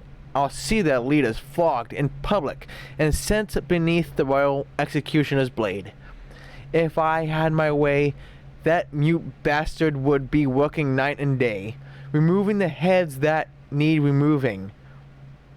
Internally, the Empress does not seem pleased with my investigations. It seems that it is beyond her thinking, against her very nature as a trusting person, to believe that traitors move among us. But I know they do. They must. No, Jessamine would rather spend her time with the royal protector. At least he's likely to stop any immediate threat to her safety. But a strong arm is not what's needed against those who would undermine us. How will Corvo's sword stop a poisoned wine glass or an explosive delivered by courier? It will not. There are many threats around us, threats requiring meticulous efforts to police. Young Lady Emily is undisciplined, I'm afraid. Here within Dunwall Tower, she receives instruction from the finest tutors known in the Isles. Yet her mother spoils her, and she spends most of her time lost in imagination, wasting her time drawing or asking Corvo to teach her to fight with wooden sticks. The girl might rule the Empire someday. Every moment spent at play is a moment wasted. Shoring up security for the main gate leading into Dunwall Tower has been another pet project of late. To think that back in his day, Emperor Caldwin left it open to the public during the day, allowing anyone to come and go as they pleased. If it were up to me, I'd seal off access to the streets entirely, but the Empress won't hear of it. The water lock is much easier to protect, and if it were the only way into the tower, traffic in and out would be greatly reduced. Someday, the wrong person is going to slip in, and will suffer for it. Mark my words. No amount of security is excessive when it comes to protecting heads of state. The Empress also disapproves of my plans for the Sokolov devices. Sokolov himself has no interest in security, of course, but he's vain and therefore keen to see his inventions deployed in any fashion.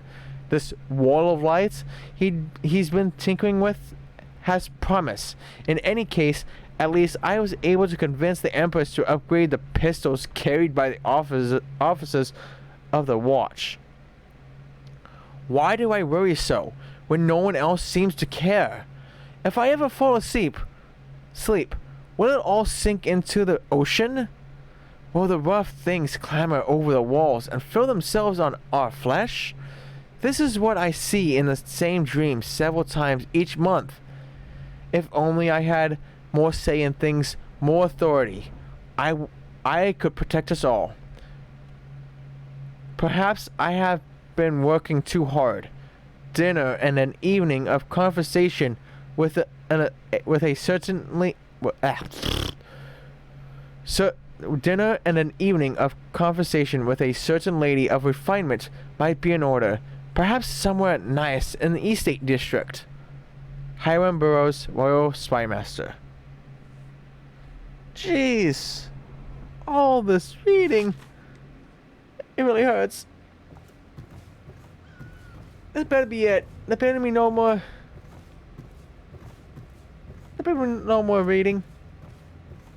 There's just 4 giant books. Whew. I hope everyone's enjoying the time and having a good night right now. If you like, but he won't use it. Why? He can't sleep in regular beds anymore, or that's what he says. Says he was in the Navy too long. Can you believe it? Oh. That pile of wood out there? It's a hovel he built from an old rowboat. Oh Where does my Admiral gosh. Havelock find these people, I I wonder? think like the whole side of my face right here. It's actually quite I would say feels weird. Jeez, I've been reading too much. Goodness. Ooh, apricot tart. Lord Pendleton Memoirs, Chapter Yeah, that's gonna 27. read it. In my 13th year, the despised stepmother at last departed, and Pendleton Hall was again quiet, although father had by then sunk into deep depression. It was at this sensitive time that Waverly Boyle first entered my life. She who will be the source of many tender recollections to come.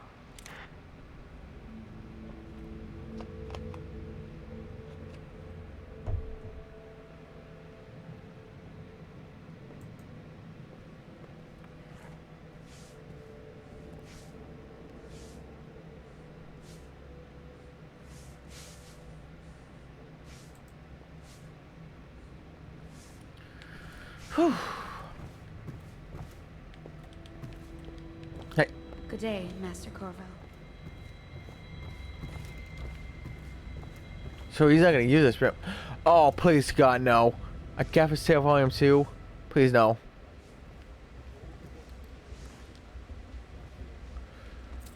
Oh, please, no.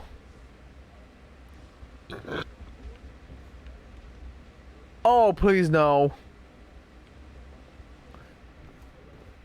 Oh, please.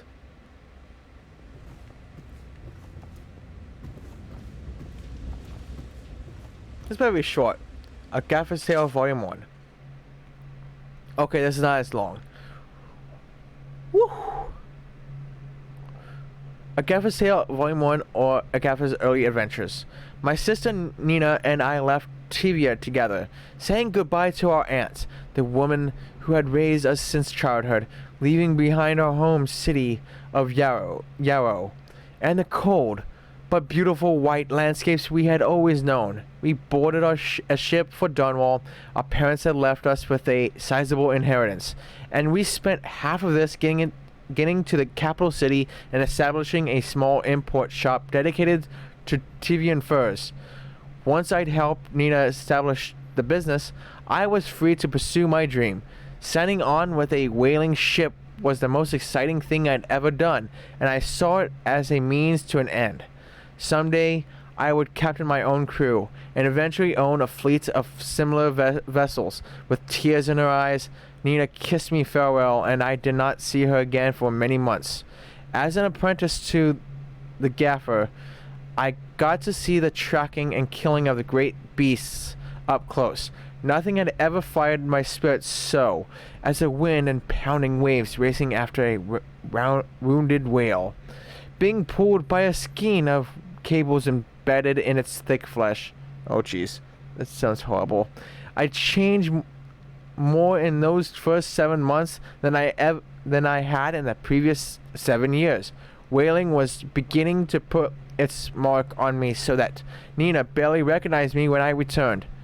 Tanned and sinewy with muscle, weather creases already wrinkling the corners of my eyes, but she could see that I was filled with joy, having found my purpose. Lydia and I trade chores sometimes. Let's go to volume 2. After more than a quarter of a century, I am done with whaling, too broke to continue. I've seen all the corners of the Isles and made more coin than most men see in a lifetime. But it's all gone. I've lived through an emperor and watched his daughter take the throne. Fair young empress she was, but slain so young. Everything beautiful comes to die. I've eaten in every port of the known world and sailed in the loneliest waters you can imagine. I've seen the cliffs around Pandasia. Even the best of it doesn't give me an ounce of joy. The years come back across my dreams as a line of butchered bodies, long, sleek, and singing among the waves under the moonlight, only to be speared by ugly, rather scarred men who'd knife each other for a good pair of boots. Each year I had less time to come home. My tongue forgot the language of small chatter, and those who lived in the cities thought me odd. My sister Nina hardly knew what to say to me during our visits. When she lost her business to the Lord Regent's crooked barrister, I was 100 miles east of Morley, gaff hand frozen from the sleet as we tracked the first bull whale we'd seen in months. I helped her as much as I could, but Nina died in the early days of the plague. None of it mattered. If I'm jaded and bitter, it's because this industry has taken away my dreams. The world has beaten me. Starting to think we'll never come out ahead. She's a smart one. And loyalty in the fleet. Ooh, money. While each of the isles has some form of naval fleet, none is more envied than that of Bristol, with its long, proud history of great ships and the admirals who command them. Boys come of age in the cities of Bristol, hoping to someday captain such a ship, and family dynasties are made by those captains who track down infamous pirates or crush seditious uprisings, as during the Morley insurrection. In times of war and peace, Bristol continues to innovate at sea. The ship designs of Anton Sokolov himself now represent the highest standard in the whaling trade, allowing crews to haul their kill up over the deck and begin the butchery and processing. Even as the ship returns to Dunwall, the crews can be seen working on their latest whale as the ship moves slowly up the Wrenhaven River, coming to dock with one of the powerful warehouse companies, such as the Breves Whaling House. Suspended in the rigging overhead and backlit by the setting sun, the silhouettes of one of these creatures making a moving sight as it cruises to its final resting place in the industrial hearing of the capital city. Oh my goodness, all this reading. This reading is killing me. Havelock log entry 1. It has been days since our men were dispatched to stash weapons for Corvo in the Oat Sewer. They have not returned, so I can only hope that they succeeded in getting the packages delivered. Piero spent considerable time and resources making those things. If I could find a way to mass produce them, the Dunwall Navy would secure its place as the dominant force on the globe. But back to Corvo. Can he actually break out of Coldridge? And if so, will he make his way here? I personally give him odds of 1 in 5. And I made them odds. Sweet. And now my hands hurt for some reason. Why does my hand hurt? Corvo seems to have scene of Coleridge Prison. He seems willing to work with us, and he shouldn't lack for motivation. The man has lost everything. We'll judge how he performs in the field.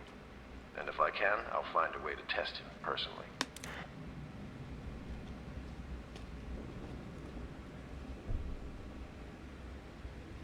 Oh my gosh. Yeah, my body is shaking. 1 hour and a half to go. Are you flipping serious? I've been reading all that time. And no, not another book. Harpooner songs. Oh. Oh, it's a song. Oh, goodness. I can't sing worth a damn, but I can certainly try. Except from a book of sea centuries by sailors. Yeah, I can't sing. Definitely not with how my throat is right now. What will we do with a drunken railer? What will we do with a drunken railer? What will we do with a drunken railer early in the morning? Feed him to the hungry rats for dinner. Feed him to the hungry rats for dinner. Feed him to the hungry rats for dinner early in the morning. I know it's bad. I know it's bad. I know. Way, hey, and up she rises. Way, hey, and up she rises. Ray, hey, and up she rises early in the morning. Slice his throat with a rusty cleaver. Slice his throat with a rusty cleaver. Slice his throat with a rusty cleaver early in the morning. Stuff him in a sack and throw him over. Crap. This verse right here. Stuff him in a sack and throw him over. Stuff him in a sack and throw him over. Stuff him in a sack and throw him over early in the morning. Ray, hey, and up she rises. Ray, hey, and up she rises. Ray, hey, and up she rises early in the morning. Oh, jeez. Okay, that stuff him in a sack kind of threw me off. It really did. And with my bad throat, it hurts. But I did my best. I did my very best to do the shanty. But probably not good enough. And I'm sorry. The only way to help them is to bring them to the city watch. Oh, come on. Not another book. This game is bringing the Dishonored of books. Literally on the right cliff. And I say to you, brothers, it is here that we make our stand as a righteous force against the growing darkness. It is here that we unite against the spirits of the unknown that would drag us screaming into the night, never to return to our homes, to our families. Together we will serve as a rod to those who would stray from the herd, for the foggy gray wastes of the outsider. We will burn a bright fire with our virtuous actions so that others will not lose their way. And to those who choose to wander beyond the walls of our homes in far places, we will strike at them swiftly before they whisper to their neighbors, filling their hearts with strangeness and doubts.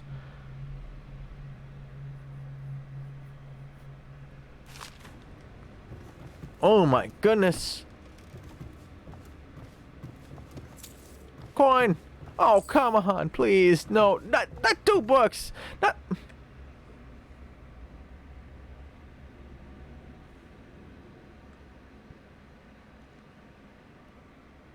Is this what the game come down to? Reading simulator. Hey, wait. Did I already read this book? Yes, I already read that one, so whew, that one's rescued. But why is the second one of this?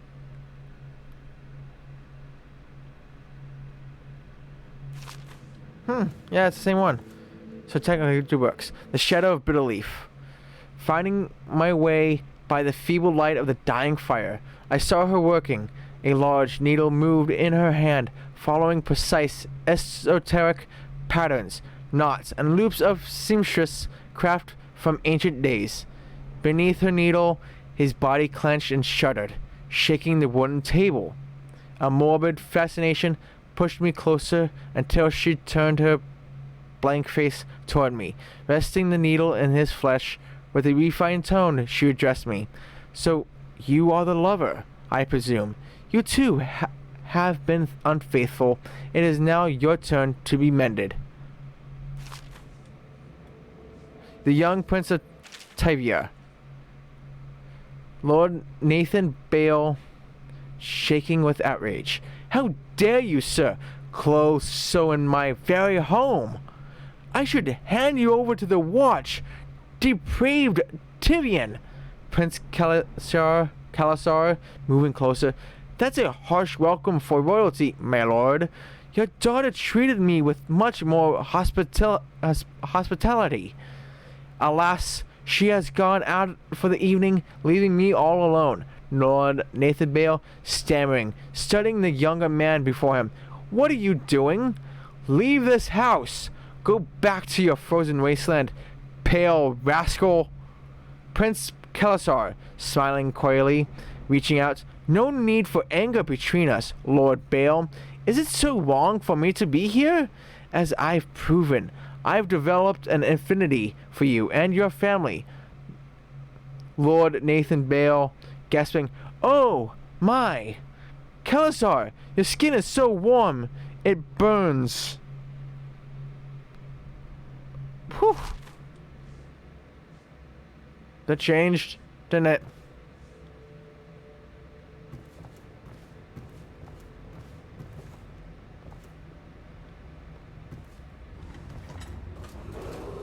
That better be it. I mean, that better be no more books. But there'll be more books. Violators will be taken Give me to that. the flooded Give me that money. for treatment and rehabilitation.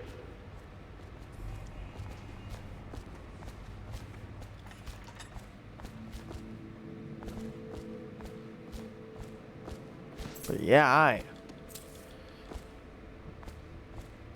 I think my voice is gonna be gone after the stream because of this game. But I still love this game. Still absolutely adore this game. But God, all the reading. Holy cow. Well, let's get down to it. First off, I know that assassination is dark business. But sometimes, good men have to do bad things to make the world right. Our purpose is clear. We want to restore Her Majesty's line by finding and putting Emily Cauldron on the throne. To those ends, we'll hide, act in shadow, take them apart, piece by piece. Tonight, High Overseer Campbell dies by your hand. It won't be easy. He's protected by his overseers, an army of religious zealots. But if anyone can do it, you can. Your exploits are legendary. Campbell carries a private journal. Once you've eliminated him, get the journal, because we think it contains Emily's location. Recovering her is obviously critical, assuming she's alive. That's the gist of it. Remember our cause and strike true. We're counting on you. Another thing. Campbell is holding a former overseer by the name of Martin. He's one of us, and if you manage to find him, give him whatever help you can. He's a master strategist, and he got caught working for our cause. It'd be good to have him back here at the Houndpits. There's something on that. The exquisite tall boy. Oh, look! More reading! Yay! Wow. Hey, game, I raise a white flag. Please stop with all this reading. with all these books to read. You could have made this an unreadable book. What you've read here is the truth. Regardless of what you will hear from the authorities who rule over us, it is not a matter of coincidence that the former royal spy master is the one who stepped in when the late empress fell. We, who will remain nameless, we believe that these events are interconnected. The signs of oppression are all around us. The Sokolov designs, originally intended to provide light and warmth in our homes, have been turned against us as means of inspiring fear and controlling our movements through the city. And where did this plague originate? Some say it was imported. A wild theory? Perhaps. One of our members risked her life to obtain an internal report from the government, which we will be printing and sharing soon, called The Exquisite Tallboy, extolling the virtues of this newest member of the City Watch. To those in the streets below, these virtues are horrors, spread by stilted thugs who rain down fire on the sick and the poor. To these eyes, the Tallboy is another government bully, armed with incendiary devices, thickly armored and standing overhead, looking down at the common people of the city. We now know that the Tallboys are heavily drugged, imbibing a substance that renders them resistant to pain, but also dulls whatever empathy that they might normally possess. Exquisite? We think not. Copy these words and share them with your neighbors, and remember, when the tides are lowest, the truth will be revealed.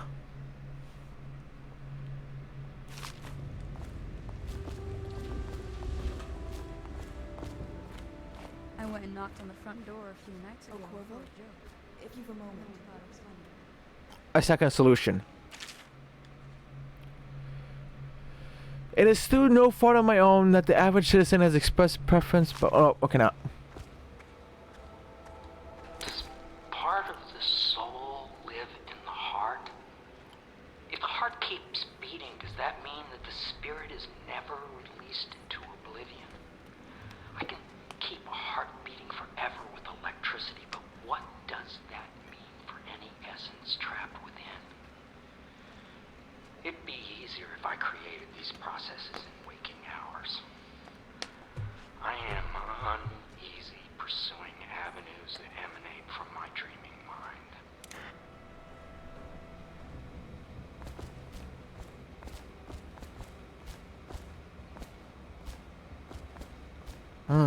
So where is this guy?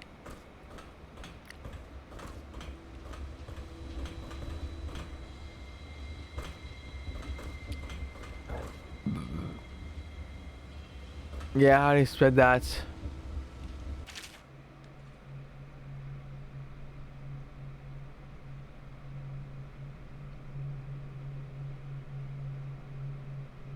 Okay.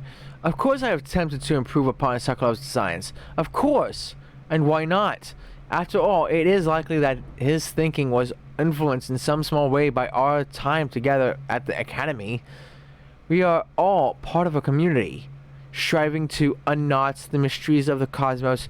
Even those among us who possess the greatest minds are often led to a fruitful line of consideration by, how does one say it, our intellectual subordinates. Sokolov is no exception to this, despite the glamour of genius he has cast over the aristocracy.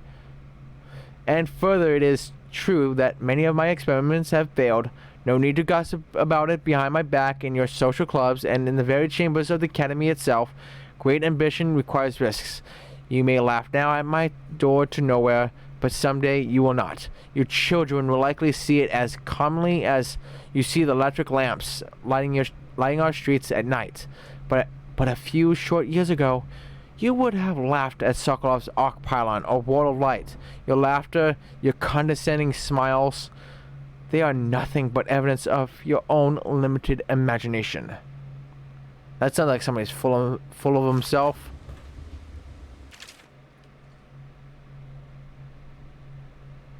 Commissioned by the Lord Regent in the fate of growing plague crisis, the dead counter is a position that will only give better. Okay, I read that. Okay, I read that. Look, key. What can I do for you?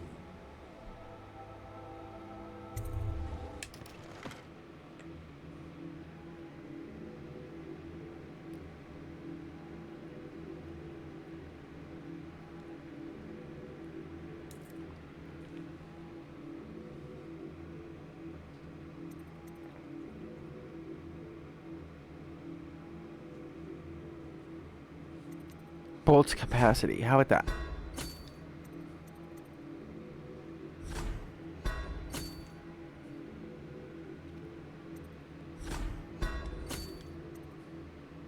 $999. Lovely number.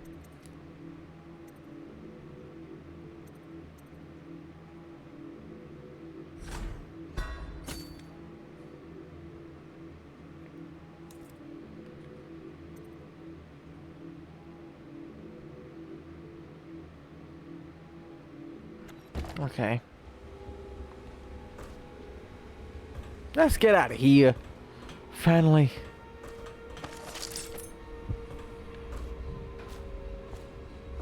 Corvo. Oh my god. Corvo. Hello. I'm Callista. I work here for Admiral Havelock. I'm sorry to intrude on your business, but this is important. I suspect you're going to kill the High Overseer. That wretched man. There's really no reason for you to listen to me. But my uncle, Jeff Kernow, still serves as captain in the City Watch. But he's a good man, and my only family. The chatter in servant circles is that Campbell just took delivery of an exotic poison. And I think I know why. My uncle's not corruptible like the rest of them. Campbell is going to poison my uncle. Do you think you could protect him? You used to do that, right? Before you had your current profession. Before you became an assassin.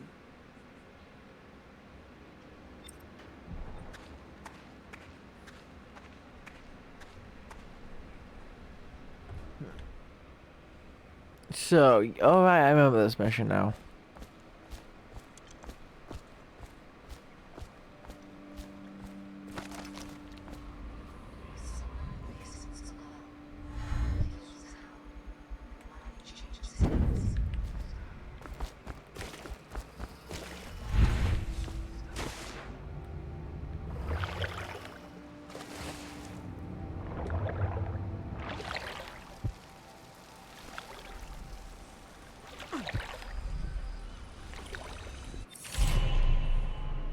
Yeah, Rune. Yay.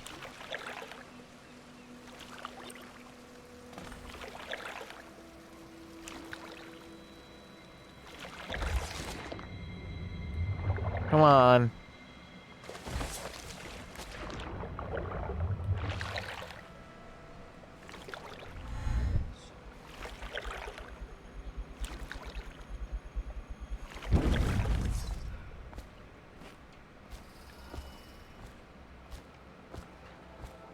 Whew. Ready to go? Just give the signal. Finally.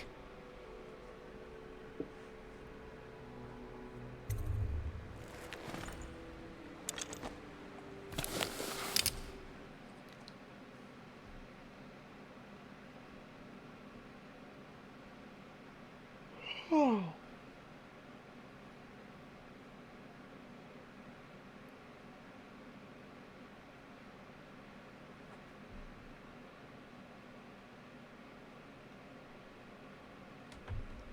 I know what I'm gonna have right now.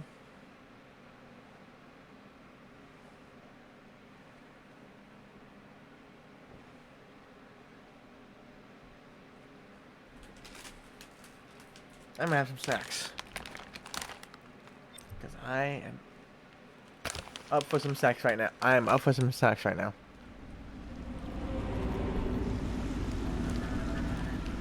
It'll be a rough I just trip. love it. Used to be to go straight up Clavering Boulevard, but now it's not so easy. Half the city's dead of the plague. The other half's fighting over what's left. The City Watch still holds the bigger streets, and they've set up those wall of light checkpoints. Man walks through one of those, and he ends up burned to a crisp. Everything not controlled by the City Watch is gang territory.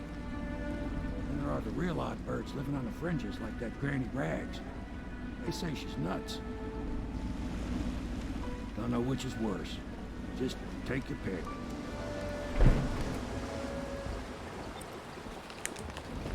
Boo bot boo.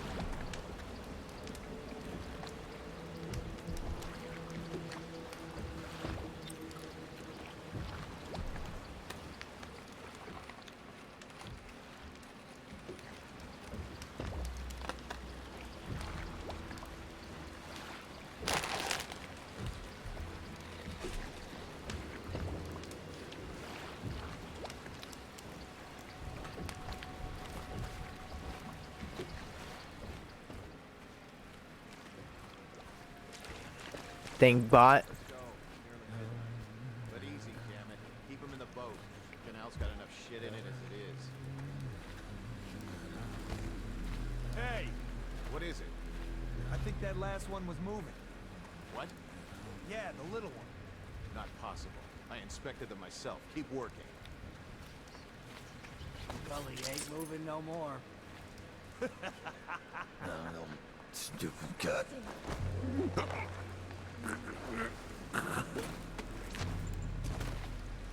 One, two, three, heave!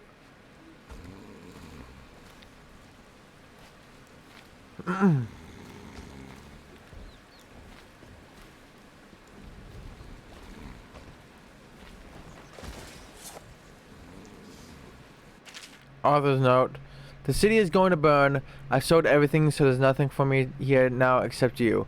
I'll wait for you where Clavering Boulevard crumbles into the river, where we used to meet. We'll take the money I've made and bribe our way onto a passing rail ship. I won't leave without you, and if you won't come, I'd rather be rat food. Love, Arthur.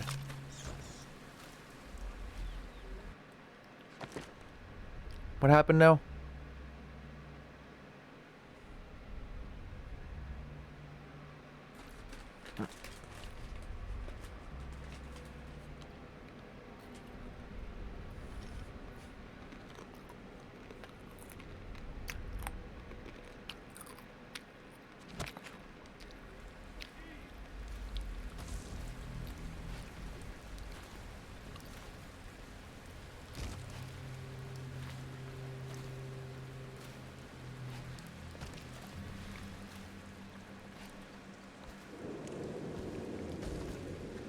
One, two, three, heave!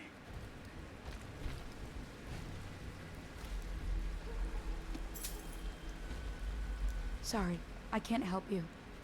I don't know this area well.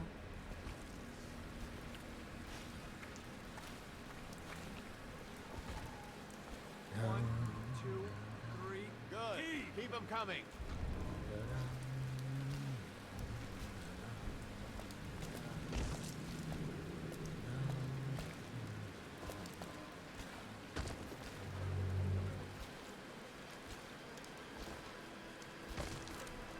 One, two, three, heave!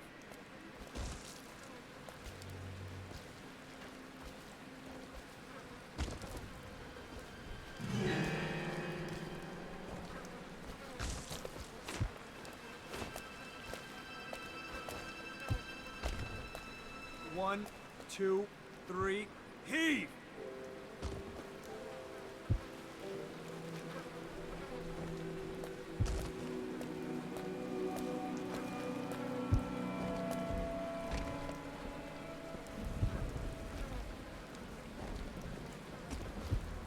One, two, three, heave!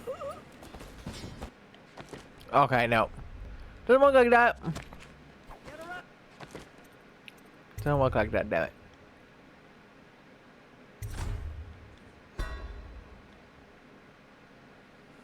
Damn it.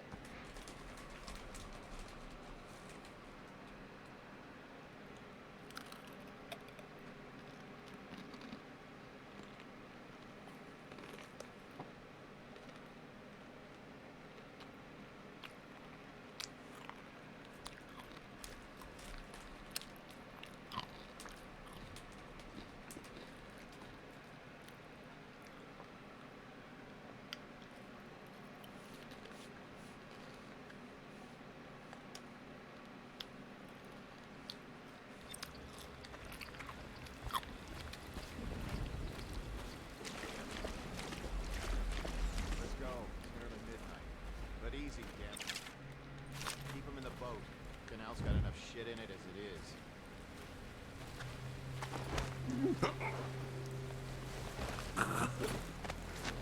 Knock you out. Hey, What is it? I think that last one was moving. What? Yeah, the little one. Not possible. I inspected them myself. Keep working. Gully ain't moving no more.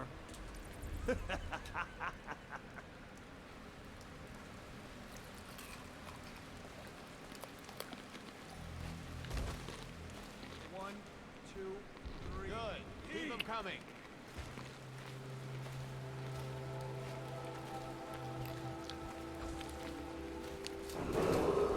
Attention Dunwall citizens.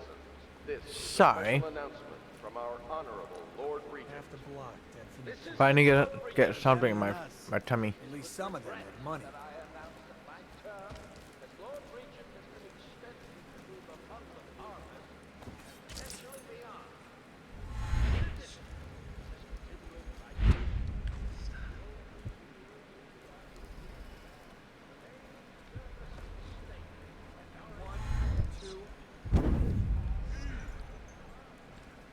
Something right here.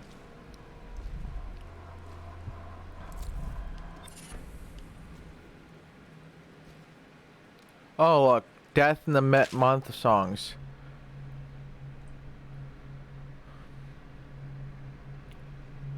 Except from a longer work translated from Old Circanon by Anisa Matteo of Circanons.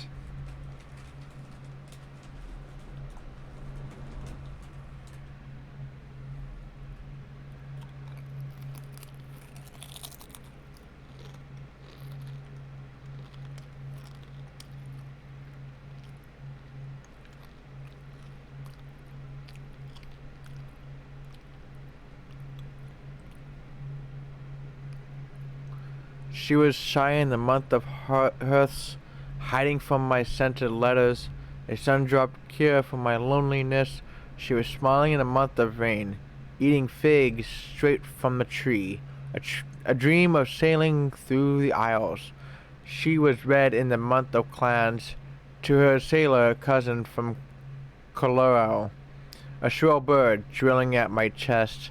She was my dying in the month of songs, struck by a disease from the east, a terrible kiss on her distant lips. So I presume that's supposed to be a song. Probably never heard of it before, so...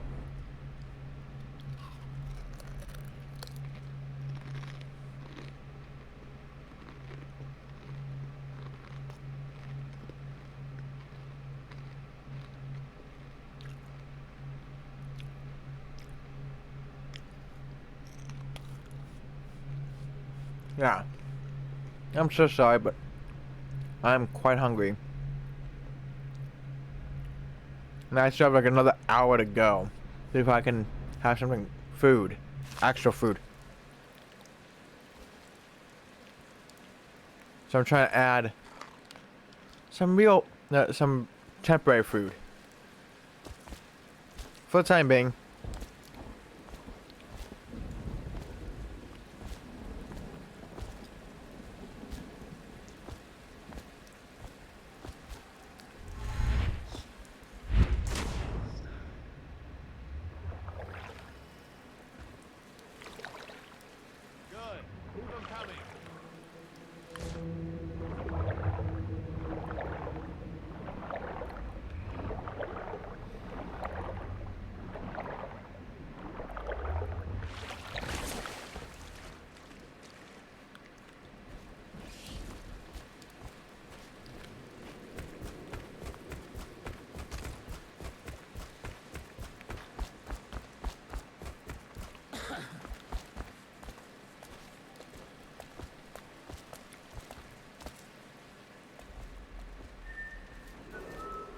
Attention Dunwall citizens.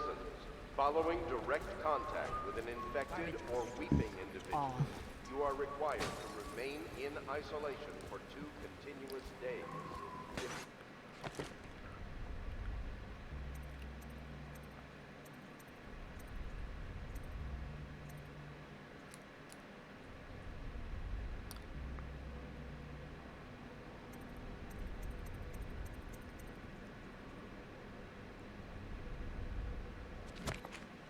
Infection occurs, report for transport to the flooded district.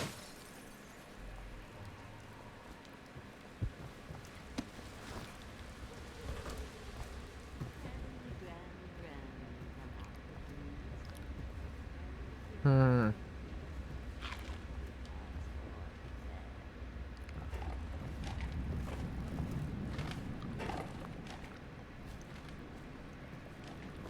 no, that's not a nice thing.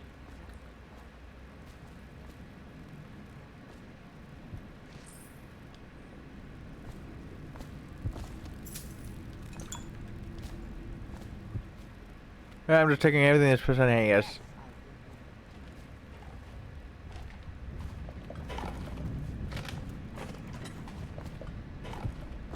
I told you the knives go on.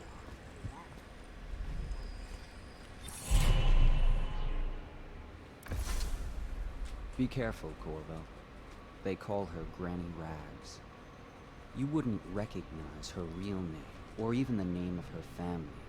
But an emperor begged for her hand once, and rich young men fought each other for her favor. I watched her consider them all, measure their worth, and find them wanting. Then, she made a different choice. You're on your way to face the High Overseer, the leader of a great cult dedicated to loathing me. What will you do, I wonder?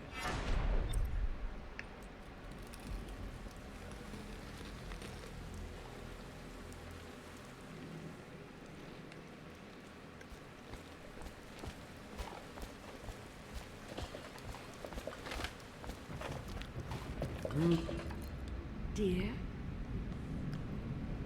Is that you, my dear husband? My eyes aren't what they used to be. Have you seen my little birdies? Oh, the dear things must be starving without their granny. Here, birdies. Here. Oh, my. I think I have gentlemen callers again, but not the way I used to, not the nice ones. I hear them, and they're not very polite ones either. Granny Rags, let us in. Oh, well, they'll go away again if they know what's good for them. But what a bother. Here's the key to the front door, love. You'll see to those ruffians, won't you?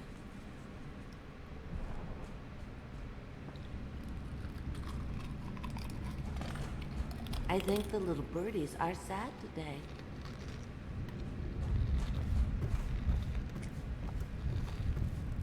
Oh no, that's not a nice thing. Just garbage. Garbage. All.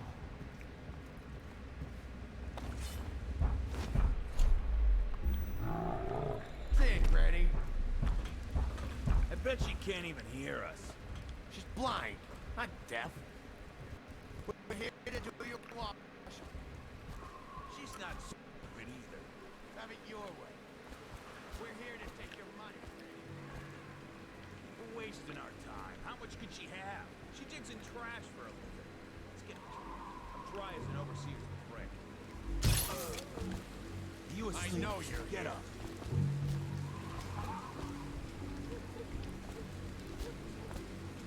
Don't let him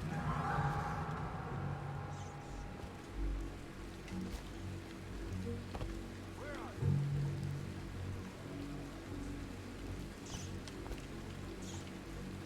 Hey, we're gonna find your sorry ass.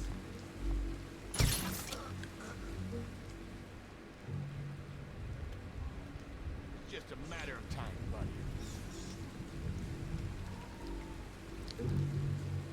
You can't see me.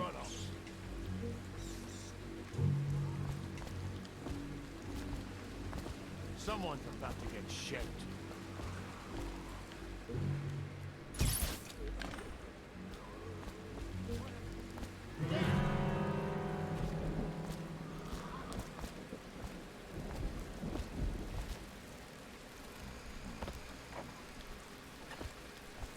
Oh no, that's not a nice thing. Just garbage. Garbage. All of it. Oh, my dear. I knew you'd help me with those ill-mannered boys. My brave man. Listen, Granny has a birthday present for you. I got it from the outsider, and now I'm giving it to you. Go on. It's upstairs. On the vanity. I think you'll cut a nice figure with it. Remember how we used to dance? Our parties were even grander than those at the Boyle Manor. Everyone wanted to come.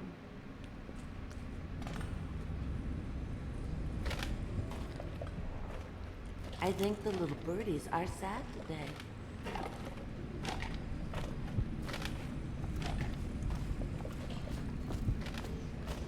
Oh no, that's not a nice thing. Just garbage. Garbage. All of it. I hope you like the little gift I got for you. It's the least I could do for turning those louts away. I can't bear these Bottle Street children. Ruffians, every last one of them. Rotten apples. And that slack-jaw is the worst of the lot. You know what I just thought of? You could do something else for me. Another little favor. And I'd give you another present. Another lovely rune carved from the bones of a dead whale. Do you remember my doctor, dear? Dr. Galvani? Now there was a clever man. He's got all sorts of nasty rat guts and disease in his laboratory. Wouldn't it be a shame if some of that mess found its way into the Bottle Street Gang's elixir still? That'd teach them. See to it, dear. I'll find you another present just like the first. Galvani lives on Clavering Boulevard, or at least he used to. Those were the days. Now run off. My baby birdies are hungry. So precious.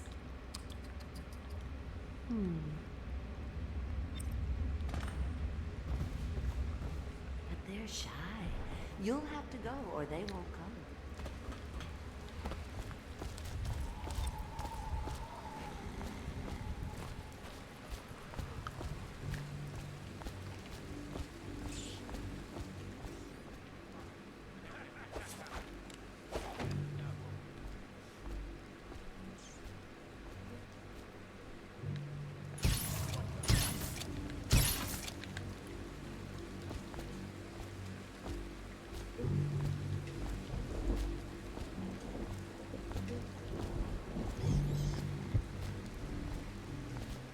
Anyone there?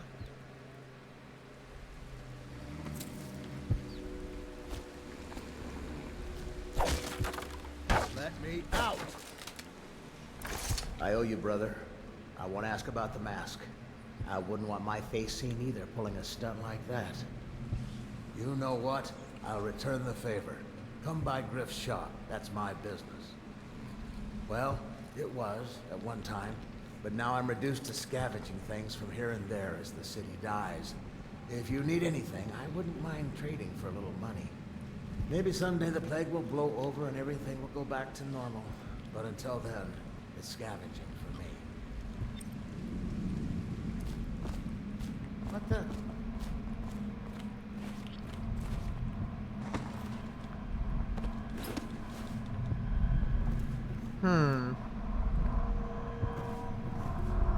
Oh, look. More books. A sailor's blessing, they say. The carving itself is a practice from long back, passed from father to son, old man salt to greenhorn still, getting his sea legs beneath him. In the old times, men cut into the tusks of ice, seals, and into the arm-long fangs of bears that roamed the isles north of Tivia. Once the whale trade began, the Pactioneers went to engraving the bones of those great beasts, rendering charms that sing in the night, and grant some small boon to a man's vigor or defense against pregnancy.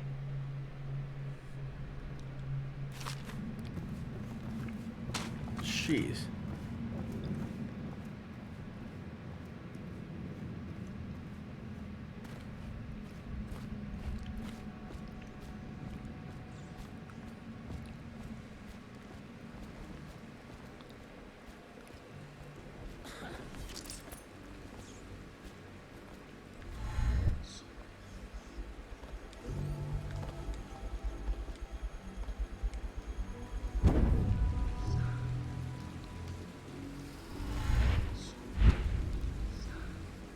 "53 minutes to the final game."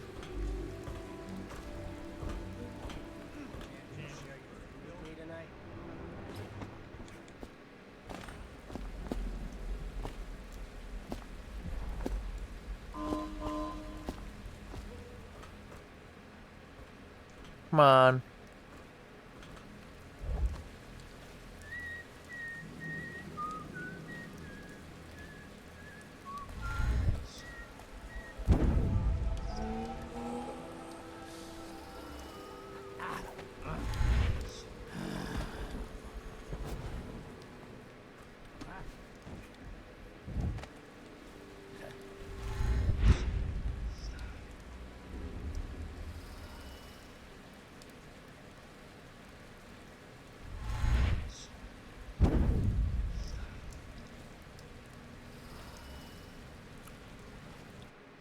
Hmm.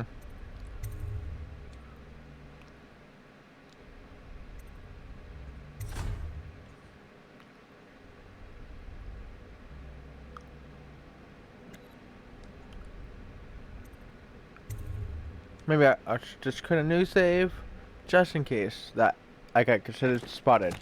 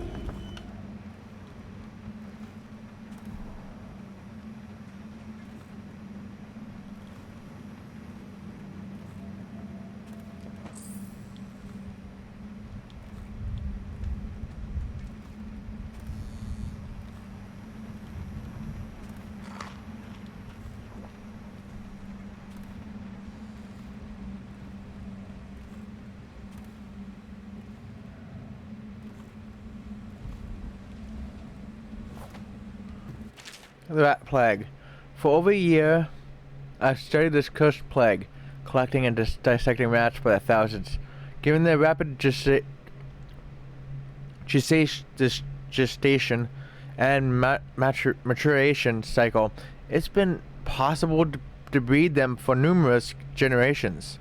The rodents themselves seem immune to the plague, but they pass it readily between members of their own species, perhaps through mites. The blood of the rats tells its own story, allowing me to gauge the number of generations that a given group of rats have lived with the plague. As such, a nagging question remains. The rats, collected in the poorest parts of town and the slums, exhibit the oldest strains of the plague, while those found near the docks, where the foreign plague-bearing rats would presumably have entered our city, exhibit a younger strain of the plague. Could this mean that the rats were transported to the slums in some way that is not obvious? I will continue my research. If nothing else, I am living proof that Sokolov's elixir and Piero's remedy are very effective at protecting against the plague, if one consumes enough of the stuff.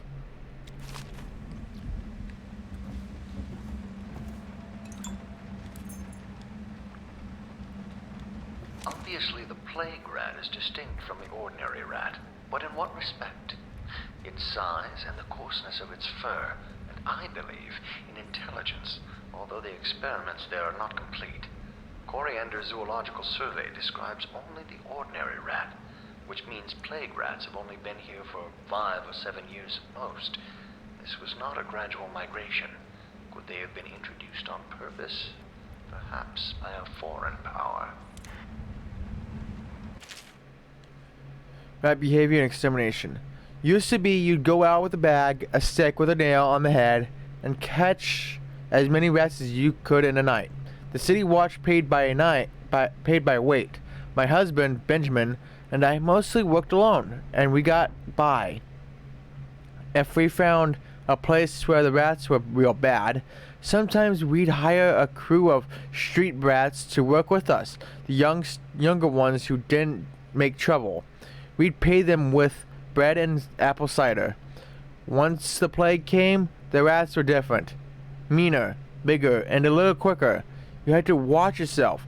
If you got cornered, they'd turn and the swarm would come back at you. I barely got away with my skin a few times down in the sewers. The bites hurt afterward, but it was the sounds they made that stayed in your dreams at night. It got more dangerous, and the city watch started paying better. But that didn't last long, because after a while too many people had been shipped clean. Trying to fill up a bag, one slip and they'd be all over you, gnawing and trying to chew down to your bone. That's how I lost my poor Benji. Oh, that sucks.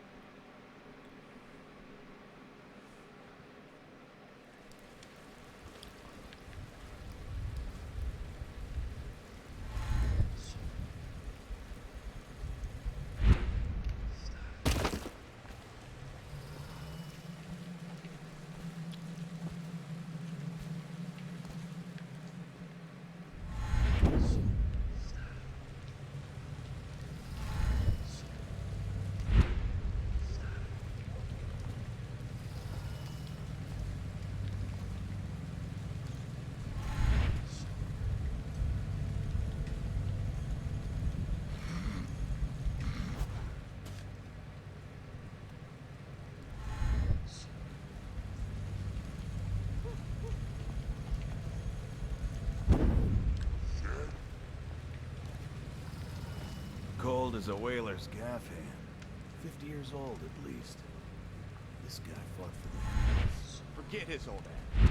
I can't even remember. We tagged it plain. Under Claverin's Whew.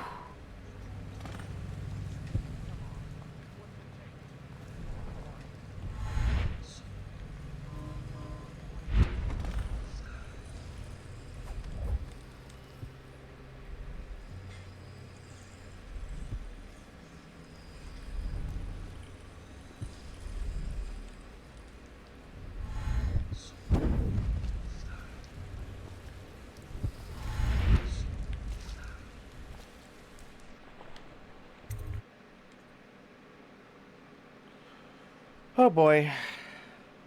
I am so sorry I'm not talking much. My throat hurts very much after all that reading.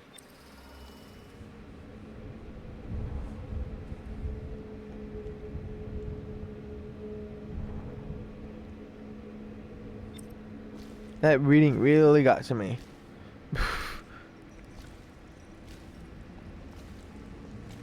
Hello. I hear the second day is when the skin really starts to come all the way off. Is that true? Or is it the itching that really gets you? Or...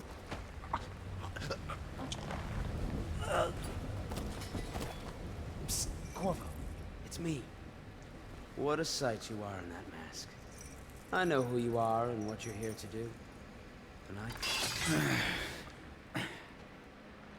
feels good to stand up straight. Thank you, Corvo. What you're here to do tonight is of the highest importance. We've got to find Emily, so kill Campbell and make it quick. Once it's done, search his body for the journal, his notorious black book, and get out of there. Campbell is meeting with a guard named Kernow, and word from my informant is that Campbell is going to poison him. Maybe you can use that to your advantage. Alright, I won't be of any help here, so I'll make my own way back to the Hound Pits pub. If I see Samuel the boatman, I'll tell him to pick you up in the backyard, behind the office of the High Overseer. May all the spirits guide you, and may our enemy's head hit the floor without you taking a scratch.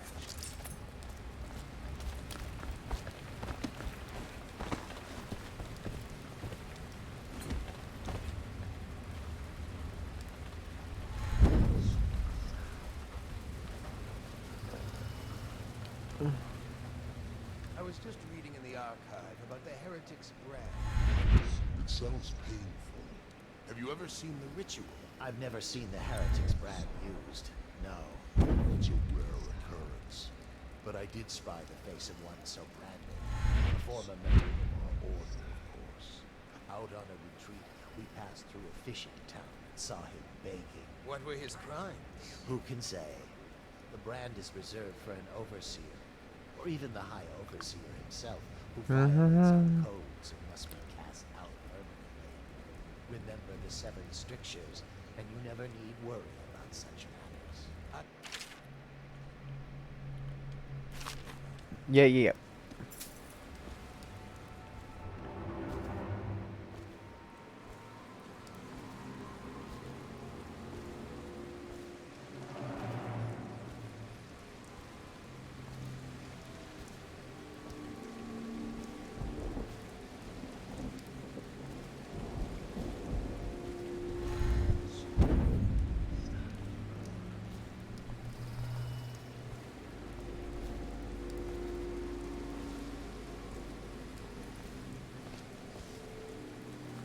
I trust you, Uneventful.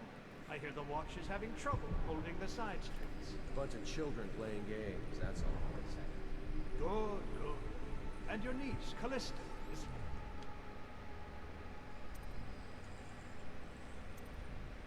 I'm very concerned for her. She'll be found. My men are searching district by district. A poor girl. Callista's a resourceful one. Probably found a safe place to hole up in all this chaos. If my overseer's here anymore, I'll come straight to you. For drinks. I hope you won't. This business pass on the food.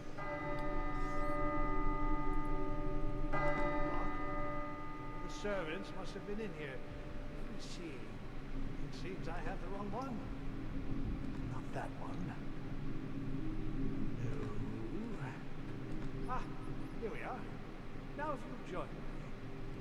Men will come get you when we're finished. Keep each other entertained in the meantime. I don't understand how this got so unpleasant.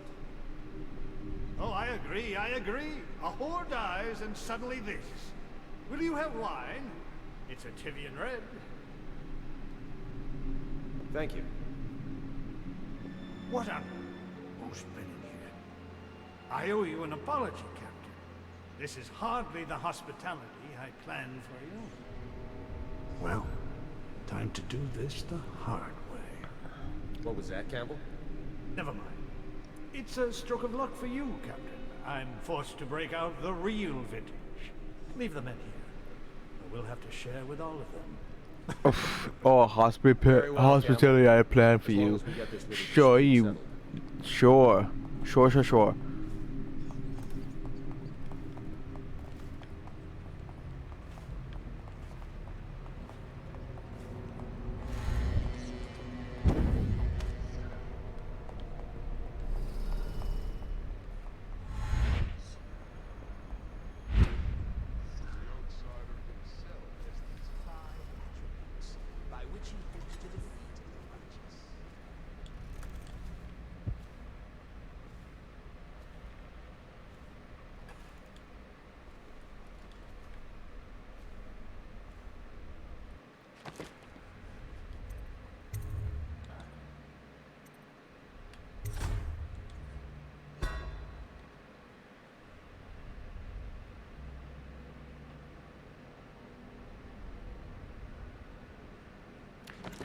"30 minutes to go of this game."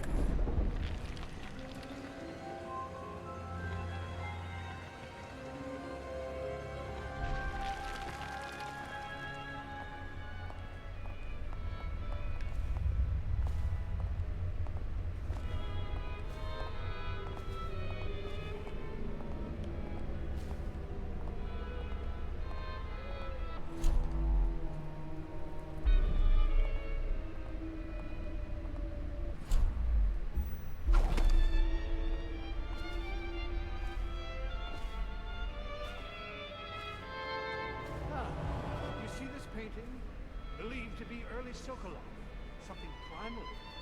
The way the brushwork slashes across the canvas. You have my thanks, though by all rights I should probably arrest you. You seem familiar, even with that mask on. No matter. This once I'll just go my own way, and you yours. Yes. Like a DVD. Yes. The asymmetry of High Overseer Thaddeus Campbell.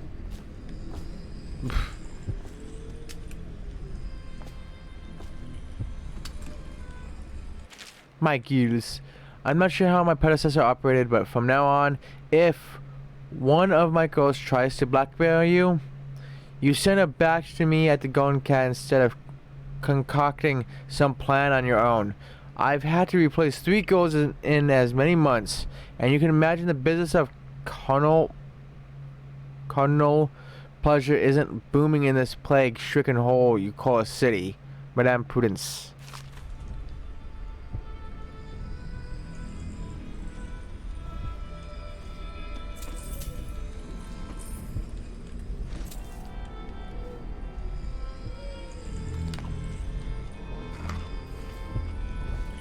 Apple. Curse those fools in Coleridge for letting Corvo get away. Who knows what the man could do now? Hiram, or the Lord Regent, as he asks us to call him now, seems to have faith in all the Sokolov security devices he's put up all over the city, but I'm not so sure. At least the girl has been moved to a safe place. Visiting her twice a week has given me ample opportunity to inspect the facilities, as they say. So there's an upside, at least.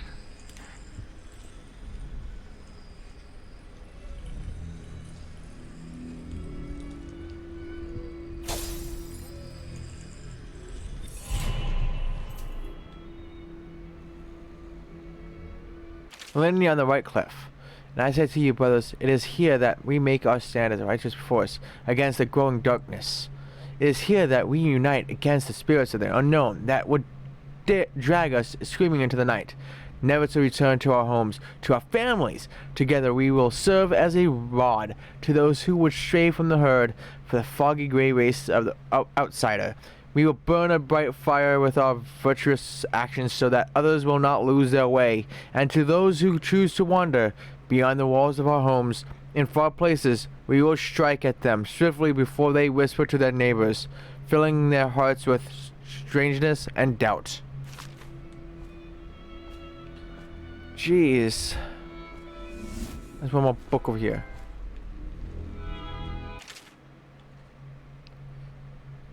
Yay, bodyguard.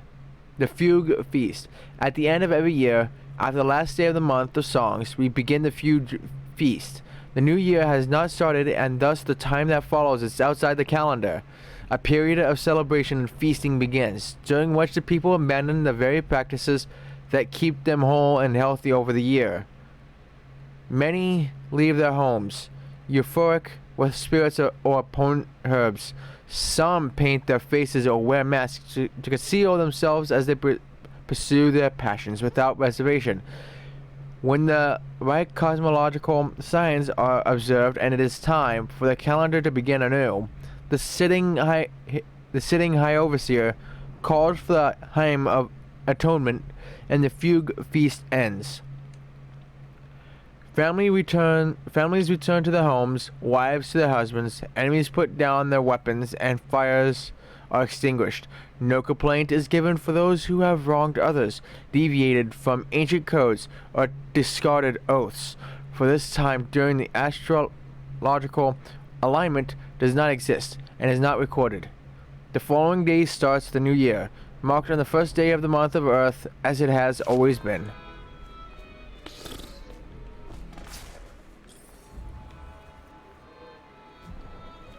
Really? It's worth a 300 coin?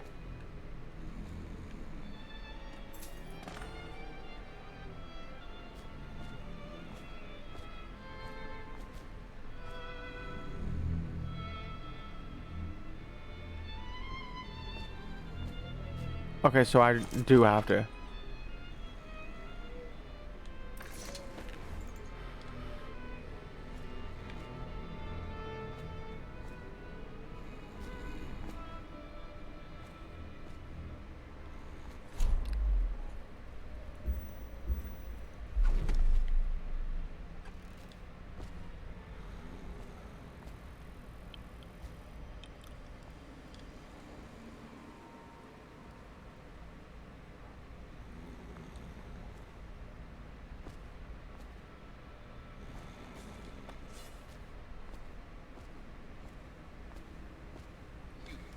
Many indeed, and not like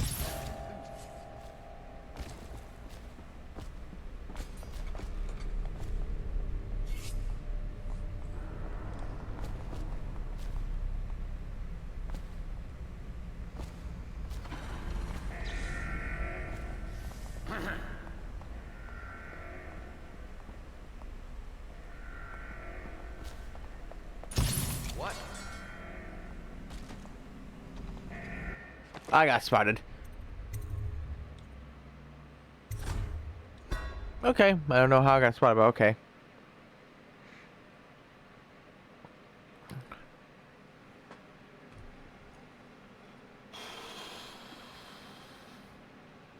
Whoa.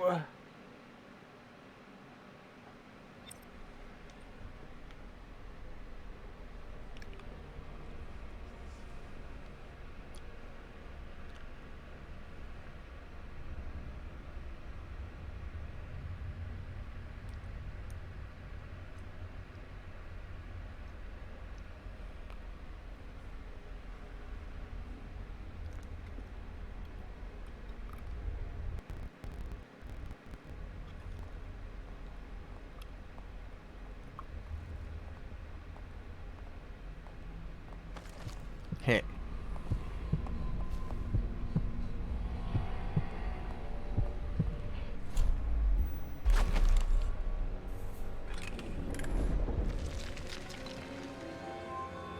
"28 minutes."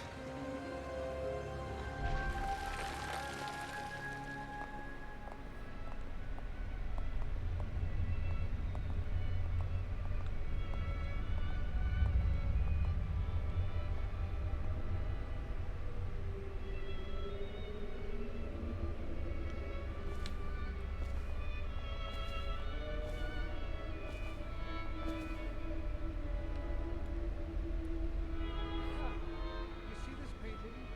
Believed to be early Sokolov. Something primal. The way the Come on, pull his super sword.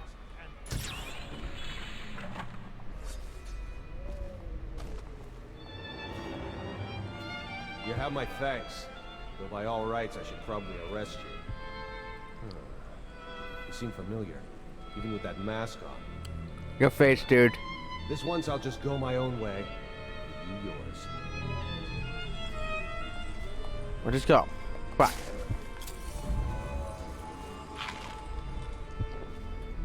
Give me that. Thank you.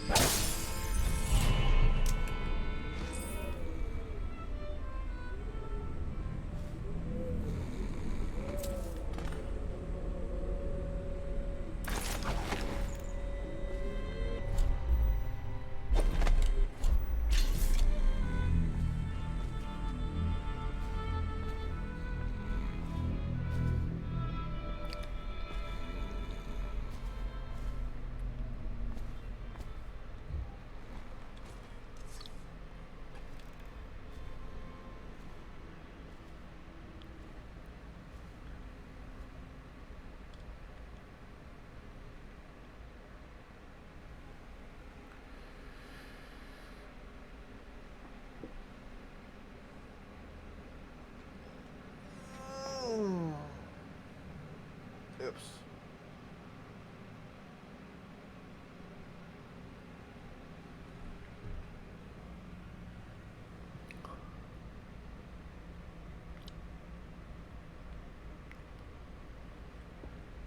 But how is everyone doing on this Thursday morning? Well, it's technically morning now. In my time, at least. Yeah, I know, I'm quiet. I'm sorry. I really am. But all that reading really... Hi. But the outside is something else. First to last, incorporeal, but not with a force. How do I get... And so, briefly and in conclusion, not so. In dreams, I have seen my hands raised against my own child. Has the outside already corrupted me? In the life of High Overseer Perry, it is written that the great man conversed with the outside in dreams. So it is true that he may walk there. But as to raising the hand, it is not always wrong to do so. I myself benefited by many a chastisement in my youth. Many indeed, and not lacking in enthusiasm.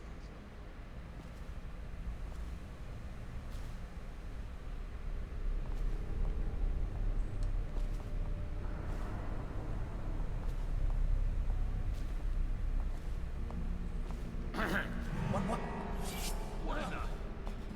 I lost him! What the heck?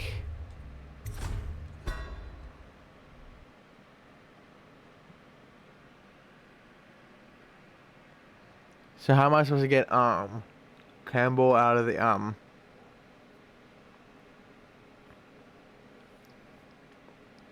of the thing? But may I ask if you know? Did I just screw myself? I screwed myself, didn't I?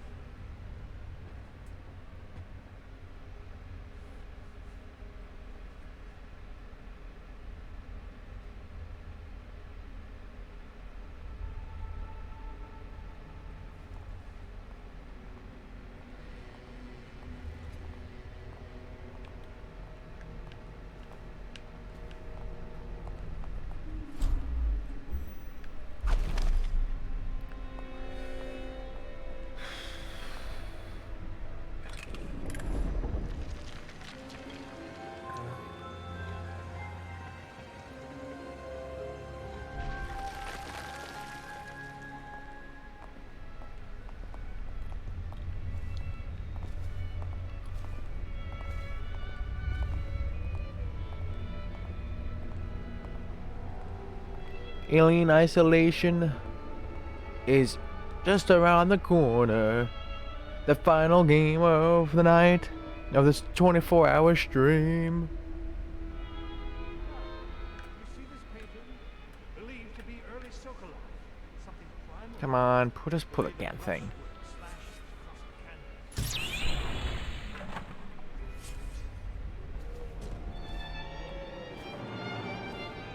You have my thanks. Though by all rights, I should probably arrest you. Hey, hey, go do your thing. You seem familiar, even with that mask on. No matter. This once I'll just go my own way. You yours.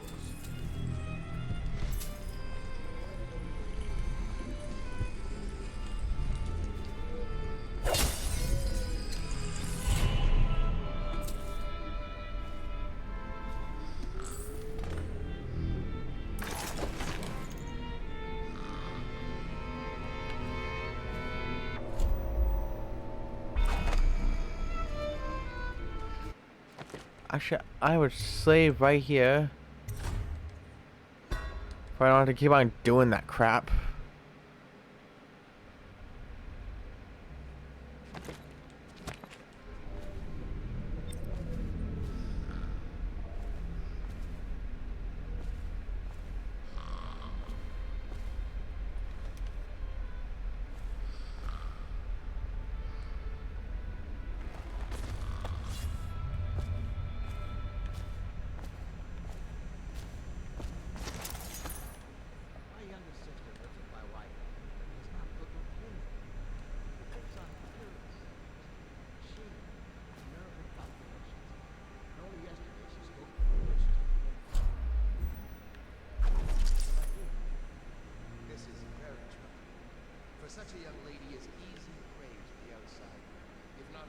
Let's see if somebody can, you know, come look at the hole that's not there.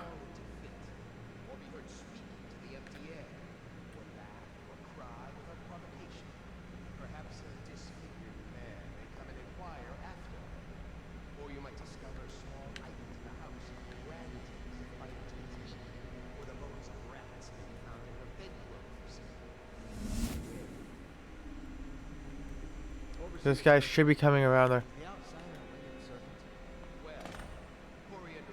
No? Such serpents are kin to the whales and leviathans. And indeed, sailors on the shores of Pandyssian tell of great ships.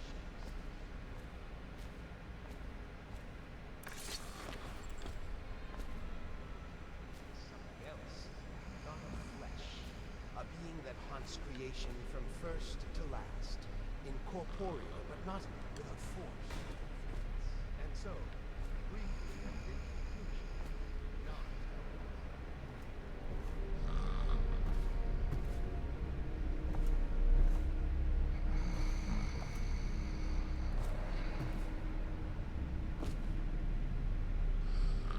This is not going well.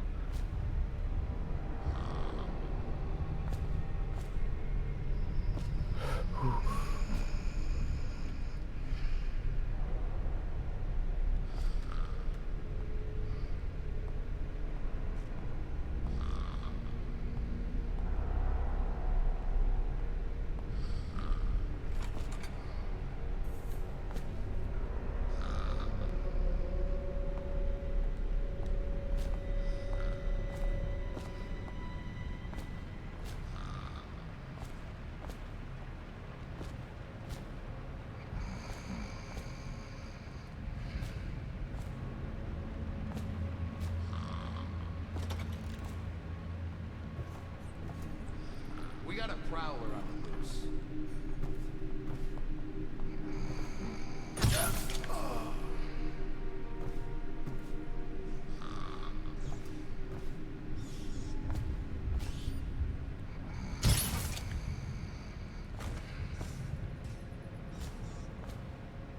Did you get caught in the lockdown last night? 6 hours. Search the place top to bottom. And nothing to eat but the swill we hand out free.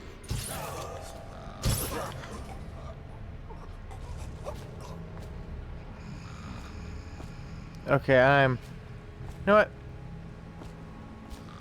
I screwed up with this playthrough.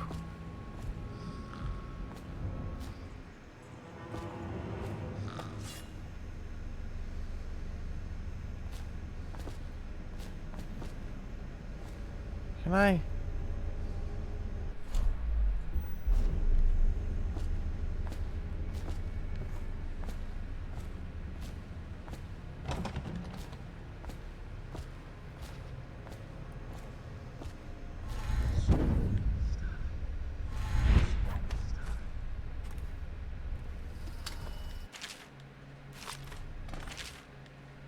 The heretic brand is reserved for those overseers who have committed heinous acts against order but have not broken codes that would otherwise result in execution. No contact, aid, or shelter can be given to one bearing the brand. That person is forevermore unwelcome to the Abbey and its affiliates. When used, the brand is applied to the forehead so all could see the sins of recipients. The chemical compound acts immediately, scarring the heretic for the remainder of life.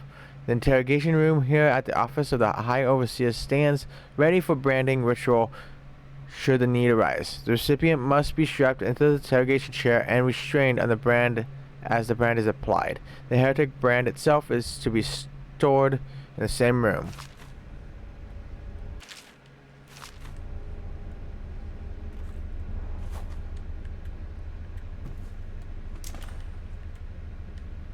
What we have is a man, aged 30 perhaps, slender, unusual tattooing on the face and chest, probably superstitious heresy, wearing some sort of industrial mask when we brought him in, stolen out of one of the whaling factories from the look of it. You're one of Dowd's men, aren't you? Caught at last? Give us a name at least. What's wrong with his eyes? Opium? Laudanum? Are you with us? What's he doing? Some kind of fit? He's gone. Here it is, a pin, hidden in one of his gloves. Subject has administered some kind of poison. The effects seem to have been lethal.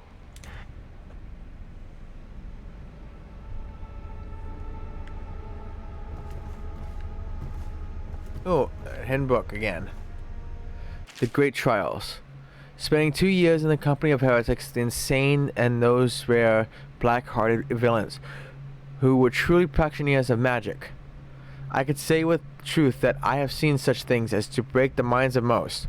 While the trials and burnings weigh heavily upon my heart, I must chronicle what has been a unique opportunity to witness the multifarious perversions that the outsider bestows upon those who seek his black counsel. Many of those we faced were accused of bewitching their neighbors or family, controlling them from afar, or even walking around in their skins. And I have seen this with my own eyes, as one woman slid into the form of another, prowling unseen until a vigilant overseer struck down both the witch and her host. Other details herein were found to stand in two places, seemingly at once, or to vanish from one place and appear in another. Our work was dire, we knew, for if the followers of the outsider can truly inhabit the skin of another, or move from place to place like the wind, then how can we hope to erect walls to keep them out? It was these trials that first led us to investigate barriers beyond the physical.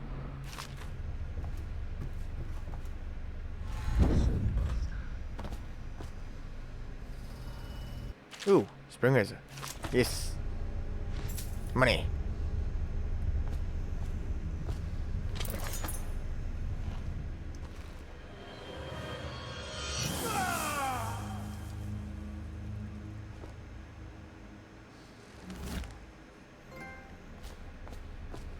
excommunication.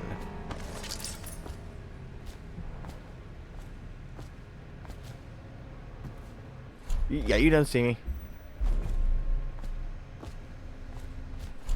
Oh wait, no, I have sleep dots again.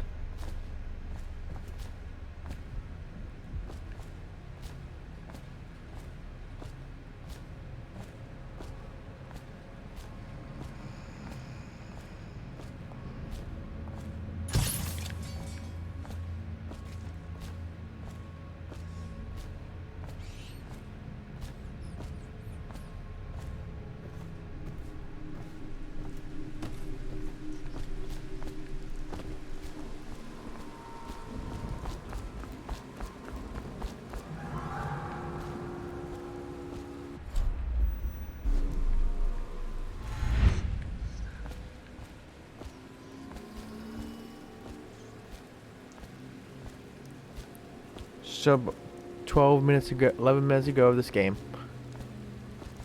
And then it's on to Aliens. The final game.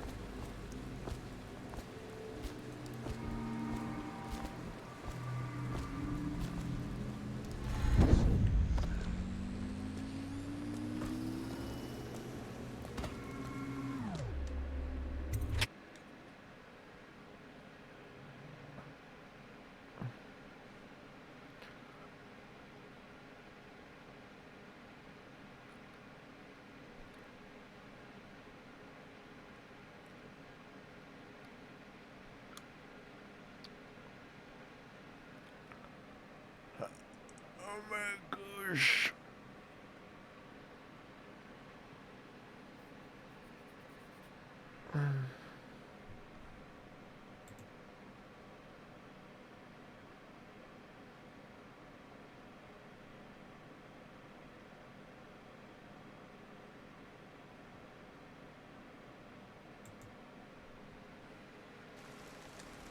Please, she's my sister. She's not a witch. I know her. Damn. Oops. I forgot to, you know, crouch. Genius.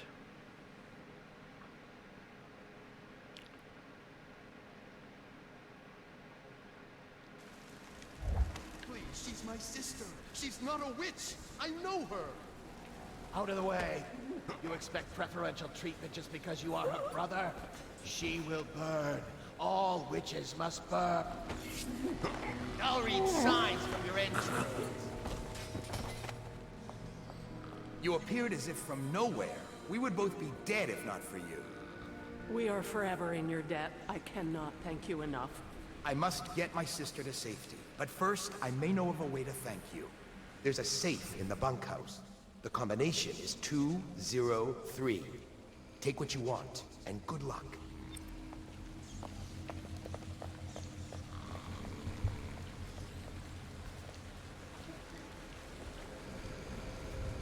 What did I get?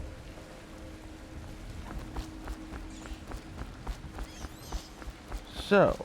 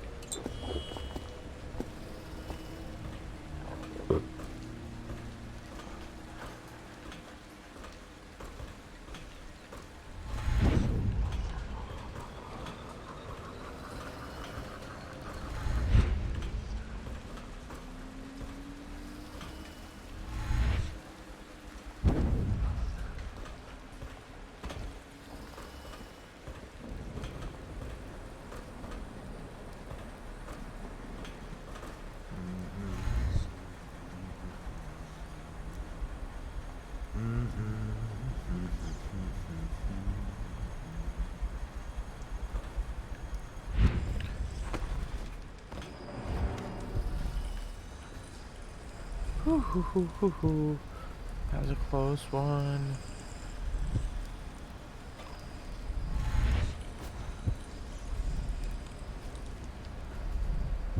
That was a very close one.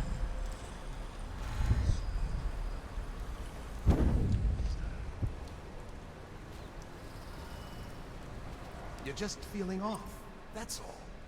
It's no use. I'm sick. I can taste blood. It's been days. You know what you have to do. Stop it. I'll give you my share of elixir. Nonsense. I don't want to bleed from the eyes and lose my mind. I don't want to spread the plague to anyone else. Don't fall prey to restless hands. Yeah, they can just do the bickering over there. You know, I'll just, you know, go. Well, yes, my friend. I will. Before you weep.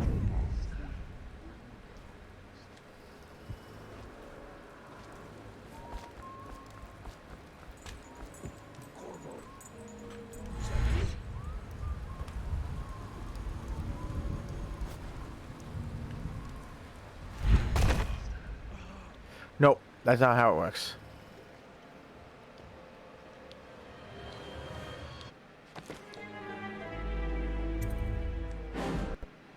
Okay, I was thinking that that would slow me down with a teleport, but supposedly teleports don't slow you down, they just make you go faster. Please.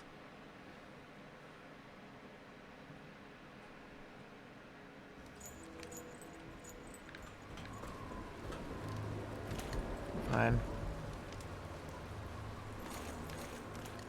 Come on.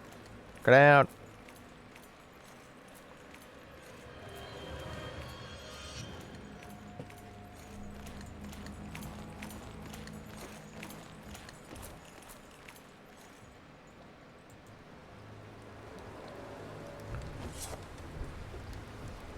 Well then.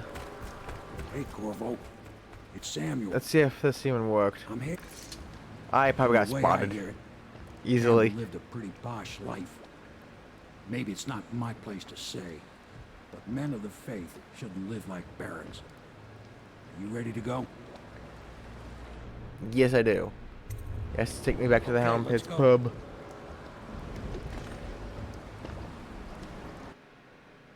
How bad did I do? I got detected, okay. Ah, well. Means I would just have to do that over again in the future, but not now. Because right now, I'll just let the cutscenes go and all that crap.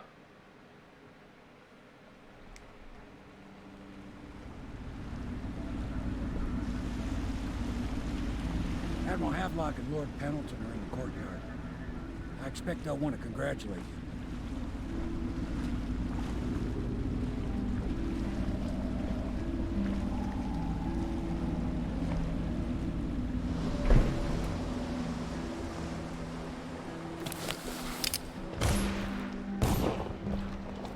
He's alive. Thank you, Corvo, thank you. My uncle's a good man, and one day he'll prove it. Here. I know you did this for the right reasons, but I want you to take this as a reward. It's an old heirloom one of my aunts gave me. 100 kwans. So then,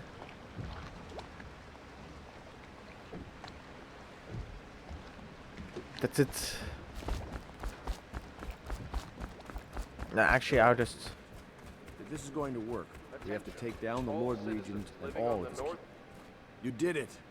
Somehow you took down the High Overseer Campbell against the odds. I knew you were our man, Corvo. With Campbell gone, we've hurt the Lord Regent immeasurably. And with Martin back, we'll have the finest strategist alive. The Lord Regent must be shitting himself in Dunwall Tower. Yes, and Campbell's journal, let's not forget. Our hope is that in these encoded pages, the location and condition of Emily Cauldron can be discovered. Our entire movement will mean nothing if we can't place the rightful heir on the throne. We must act fast. No doubt the Lord Regent is holding Emily somewhere, waiting to reveal her, to step out as the hero and further cement his regency.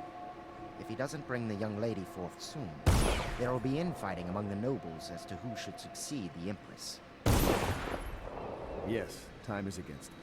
But now you should take a well-earned rest, Corvo. We will decipher the contents of the High Overseer's journal and share them with Later.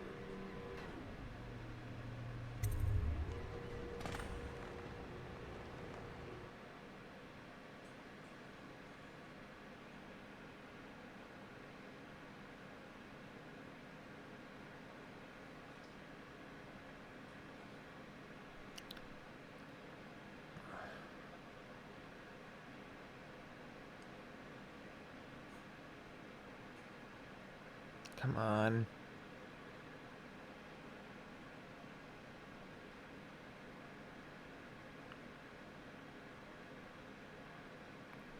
Oh, come on. Load. Load game.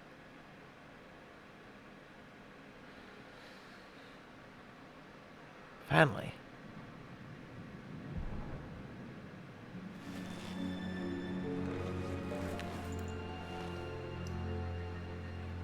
Well then.